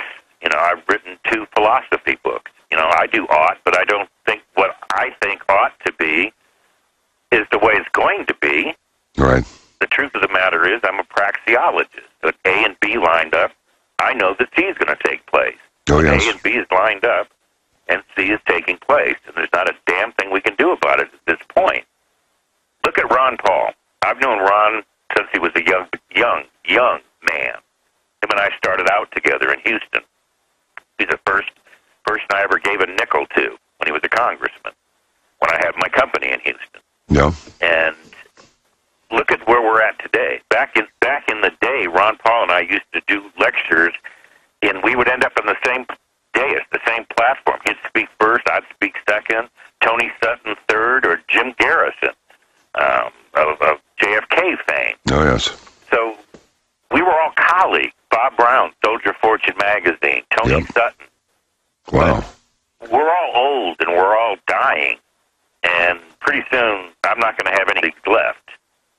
And I don't see anybody replacing the Tony Suttons and the Ron Paul. Well, I don't either. And when you see Ron Paul and his delegates being treated with such abject disrespect, how dirty does that tell you that the Republican Party is, just as much as we think the Democrats are? They're all equally dirty. That's been a long-standing argument of mine, and Ron Paul, too, by the way. I don't know if most people don't know this, but Ron quit with a devastating letter published in the Congressional Record as a Republican congressman, became a libertarian, ran for president. And I thought that's exactly what I thought Ron Paul would do one day, and then he did it. Then it proved to be totally pointless because the American people will never accept a third-party candidate unless he's a billionaire. Right. And, of course, that billionaire was a liar from the get-go. He had no intention of being president. He just wanted to hurt Bush because it was an old Texas fight. Yep. You know, Ross Perot was going to pay his payback for Bush Sr. Yeah, he had no intention of being president. He just wanted to hand it to. He just wanted to divide the party. Dropping out of the race. That's it. And he made sure that he lost. Mm-hmm. But he could have split the vote, could have gone to the House and the Senate, but then, see, we would have then looked at a third party legitimately, and he wasn't about to upset the T-cart that he belongs to, General Motors. Right. Board of Directors. Hey, going back to this 9/11 thing, what was, in your opinion, what was the reason that the Saudis were involved at all? Well, I think it's clear. I believed there was a nation-state involvement from day one. In fact, that's what blew me off the Jim Bohannon show. I was the first guest interviewed on the 22nd of September, right after George Bush Jr. gave his speech on Al-Qaeda. Right. And I was on the air within 3 minutes. I was on the air live in Washington, D.C. with Jim Bohannon. I was a regular for a decade. And I said that Al-Qaeda didn't do it. It was nonsense. Bin Laden didn't do it. It was nonsense. And there was nation-state involvement. There had to be. Yep. And, of course, that cost me a number of hosts throughout the nation, including Jim Bohannon. Right. But it's turned out that, there's no question Saudi Arabia was involved now. But the reason is simple. They knew Bin Laden would be blamed, and they knew Saddam Hussein would be taken out. Two of the Saudis' biggest enemies, Bin Laden and Saddam Hussein, would be taken out. It seems to me that what we're being... Good grief, man. Okay, so the Saudis decided to use us, and now the NWO, or whatever you want to call them, we have now built this country, gone to the moon, made ships that go into the ocean, basically came out of the cave and made steel. And now they're just going to take it apart and I suppose just distribute the spoils. And America just gets absorbed into this global Borg of surveillance, control, taxation, and basically slavery. Well, it actually has a name. There's a legitimate name to this. I know we call it the New World Order. Even Bush Sr. had the audacity to use the terminology. 100 and something times. Yeah, no, that was Iraq War I. So, but it's a valid euphemism, but its actual system is referred to as an acephalous organ, meaning a headless organ. And all these different institutions that were quietly being created, from Bretton Woods to the World Bank to NATO, and ultimately there will be a global central Federal Reserve Bank. This is all mapped out. It's all plain as day. You can buy volumes and volumes of academic literature on the subject. It's discussed relentlessly in academia. But if you or I say it in the public sphere, we're labeled conspiracy theorists, crackpots, right-wingers, communists, fascists. Oh, absolutely. Jews. I don't know. You'll be called everything in the book sooner or later. I have. Me too. Everything. I kind of like it. It means I'm getting somebody's attention when they start hurling slurs and names at me. I like it. Probably one of the few. Well, but it is a viable argument. We are being absorbed into a geopolitical, global economic system that has no relationship or obedience to nation-state sovereignty. That's just the facts of the matter, and it cannot be any longer disputed. But what will happen here in America? Everybody says they're killing the golden goose. No, they're not. It depends on who you're talking about. Right. Who are we talking about when we say they are destroying this nation? No, they're not. They're making their world. They couldn't be happier. The new Wild West is China, Asia, the Middle East. Those people don't have cars and refrigerators. But soon they will. That's where all the money's going. That's why they're not. After $29 trillion has been doled out to the largest, wealthiest banks, American banks, since world history, more wealth is accumulated than Solomon, for heaven's sakes, and yet not a dime is being loaned back to the American people. Well, there's a reason. Yes. This doesn't happen in a vacuum. Nothing happens in government by accident. Nothing. FDR said that, not just Craig Hulet. How long can this be sustained, Craig? Forever. Oh, Lord, I was afraid you were going to... Okay, let me fire another one out. Here comes the shotgun out the back door deal. Why are we dealing with the... we have a new stealth ship now. It's probably been around for a while because we're just now seeing it. That's supposedly able to operate better than big boats in littoral conflicts, meaning shallow water conflicts. And the Chinese are going, no, we could just swarm it with a bunch of little boats and blow it up. Sooner or later it'd be a goner. It's like, why are we doing so much business with these people in between saber-rattling sessions with each other? I don't understand this love-hate relationship with them. Everything is being built over there. I mean, did these guys build a gigantic underground base and just go, we're going to be friends or we launch on you. We don't care if we lose 1 billion people. You lose everything. You lose everything. Well, there's a very simple and mundane answer to this. Okay. And Tony Sutton is my mentor. Tony and I became very fast friends many, many decades ago. Tony's no longer with us, but he wrote a 3-volume work that netted him 2 Ph.D.s called Western Technology and Soviet Economic Development. Let me say that again. Western Technology and Soviet Economic Development. Wow. And he proved in the 3 volumes, each volume probably 400 pages, all of it was technical study, extremely technical. But he proved without question that Western technology built the Soviet Union from the ground up. The largest Ford Motor plant was built in 1926 in Russia by Ford Motor. Wow. And we have never not done business with the Soviet Union when it was at the height of the Cold War. In fact, Tony and I assembled a document proving that our shuttle was an exact duplicate of the Russian shuttle. I thought it was the other way around. Bolt by bolt.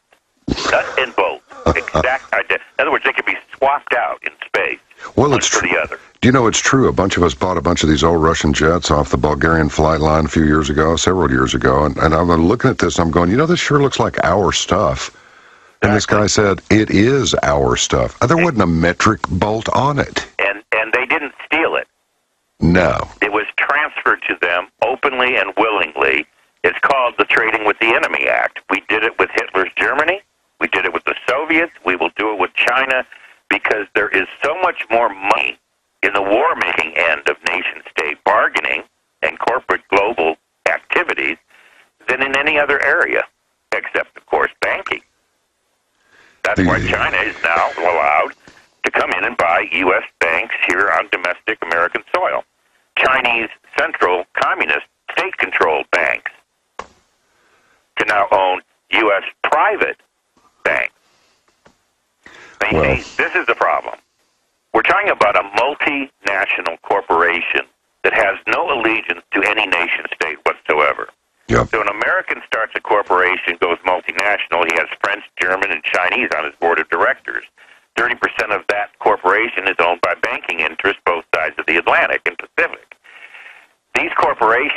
are the ruling elite. There is no nation-state left. Oh. The nation-state is nothing but one side of a simple coin of multinational banking and corporate interest. You and I work for them, and our government worked for them. There is no them and us, government and us. We are simply the serfs, and the governing bodies that rule over us are simply the merchants of death that are employed by the corporate structure to achieve whatever objectives they want in whatever country they desire, including on our own domestic soil. You and I are the enemy. This is the most rational explanation as to what exactly is going on around here that I think I've ever heard. I don't believe. Accused of that. Well, I mean, that is the most intelligible explanation I've ever heard, and I've asked the question many times. What's going on here is what it boils down to. But that's it. So that doesn't go just for us. That's everybody. No, it's everybody. That's no England. There's no England, no China, no nothing. It's just nothing. No, okay. There's just the largest multinational corporations. Many of them, if not the largest percentage, are American corporations. Of the 100 largest economies in the world, the 100 largest economies in the world, America's economy being the largest, 51 are corporations. They're not even countries. They're corporations. Walmart is larger than any other country, period, except the United States and Great Britain. I don't think anybody in America realizes that these corporations hate competition. They hate free enterprise. They want nothing to do with competition or Adam Smith or free enterprise. The progressive left is wrong. Noam Chomsky, you're wrong. You don't know what you're talking about. You want to know why I know these things, why I've come to this as an analyst? Who do you think I am? I was one of those capitalist pigs. My clients, before I went public with this information, were GE, Exxon, U.S. Home, Weyerhaeuser. When I left the corporate world and went into the political world, I discovered very quickly that they're the same place by name. Where do you think these congressmen and senators, defense secretaries and undersecretaries of state end up when they leave the government service? They end up at the multinational corporate structure doing business with China, the Soviet Union, Guatemala. The drug war is a joke. There's more money in pharmaceuticals than in drugs. Without the pharmaceuticals, there'd be no cocaine. Oh, that's for sure. Profit. Eli Lilly. Oh, Craig, I'll tell you, it's something else. It's just absolutely beyond anything I've ever even imagined. But it reminds me of that old movie with James Caan in it back in the 70s called Rollerball, where they would say, "And now our corporate anthem." I suppose that's where we are now, isn't it? Yes. I used to use the analogy of Blade Runner. Mm-hmm. There's no getting past it. There's no getting around it. There's no fixing it. There's no stopping it. There's no changing it. All I do now is attempt to inform those who are willing to listen. Gotcha. And if you're a Republican or a Democrat or a liberal or a conservative and you're fixed in your ideology, I can't help you. Hang on. Own show, John B. Wells sitting in with you, the Saturday night man for Coast to Coast AM. And we are just continuing to develop our relationship as we share information and release it to you. And we are presently speaking with Craig Hulet, who was on Coast last Saturday and on Alex Jones's show today. And I'll tell you, I am just about to, I don't know, I'm thinking about, I was going to say I'm thinking about going out to L.A. and just jump off the Hollywood sign, but that's not really me. Besides, I'm not suicidal, so if all of a sudden I drop off the scope, you'll know it was the New World Order, man, because I'm not doing it to myself. Hey, speaking of jumping off the Hollywood sign and vanishing otherwise, so standing around a terrorist now with all these armed drones that are going to be flying around soon, they're already flying, they're going to be more flying, standing near a somebody labeled as a terrorist makes you a terrorist, and you may wind up getting whacked out by the drone as well, with, of course, no recourse whatsoever. That's correct. And using a secret kill order, I love the terminology. It's not even Orwellian any longer. Obama has what are called secret kill orders, and there's even a 17-year-old girl listed on one of his kill orders, as WikiLeaks so proved. But let me close by saying something, because this is a new show I've never done before, and you and I are just getting to know each other. The change the title of my book, The Hydra of Carnage, Bush's Imperial War Making, it's because in about 5 years, the title will still be accurate. Yeah. It will be Bush's Imperial War Making still, but it'll be Jeb Bush. He will be the president 5 years from now. You think? Obama will get reelected, and Obama will do everything that the Bushes would wish him to do, and the individual, call them the elite, would tell him to do. He's merely finishing up what George Bush Jr. started, which Clinton started, which Reagan, Nixon, Ford started.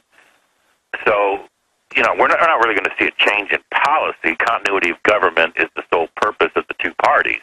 Get rid of one, throw the dogs out, put another guy in, but Sure. Nothing ever changes. Right. This is the doctrine of continuity of government, according to our own government. Right. Jeb Bush is slated to be the president after Obama because Obama will be blamed for everything that the Bushes had a hand in doing, but everybody will be ready then for another Bush, and we will blindly go to the polls. The media will obediently find Jeb Bush attractive, and Jeb Bush will be the president of the United States. Craig's book, subtitle, will remain the same. That's because you're a visionary. Craig B Hulet. Always a pleasure to talk to you, and we will be talking again in the future. Thanks for taking some time out of the middle of the day to be with us here on the Alex Jones Show, and we'll speak to you again. You'll either speak with Alex again on the Alex Jones Show, or you can speak with me on Coast to Coast AM sometime. Anytime. Well, I appreciate it, Craig. Check your six, pal, and stay healthy.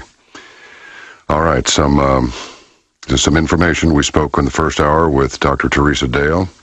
Her website is naturalhealingpro.com, and you'll find products that will help you defend yourself against the effects of the radiation that is, in fact, spreading from the Fukushima's failed reactors, and there are meltdowns there. It is happening. It's not being reported, but it's happening, so take steps to protect yourself. Also, InfoWars store, InfoWars shop, they have some products to help you defend yourself. Craig B Hulet, HULET.com. You can find his books, keep up with the latest intel, and come and see me and mine on caravantomidnight.com. There's some Geiger counters, 3 different kinds. They're inexpensive, and it's one of those things where better to have it and not need it than to need it and not have it. It's been a delight to be in with you today, and I wish you the very best in the future. Check your six means watch your backs. Do that. Till next time, be well.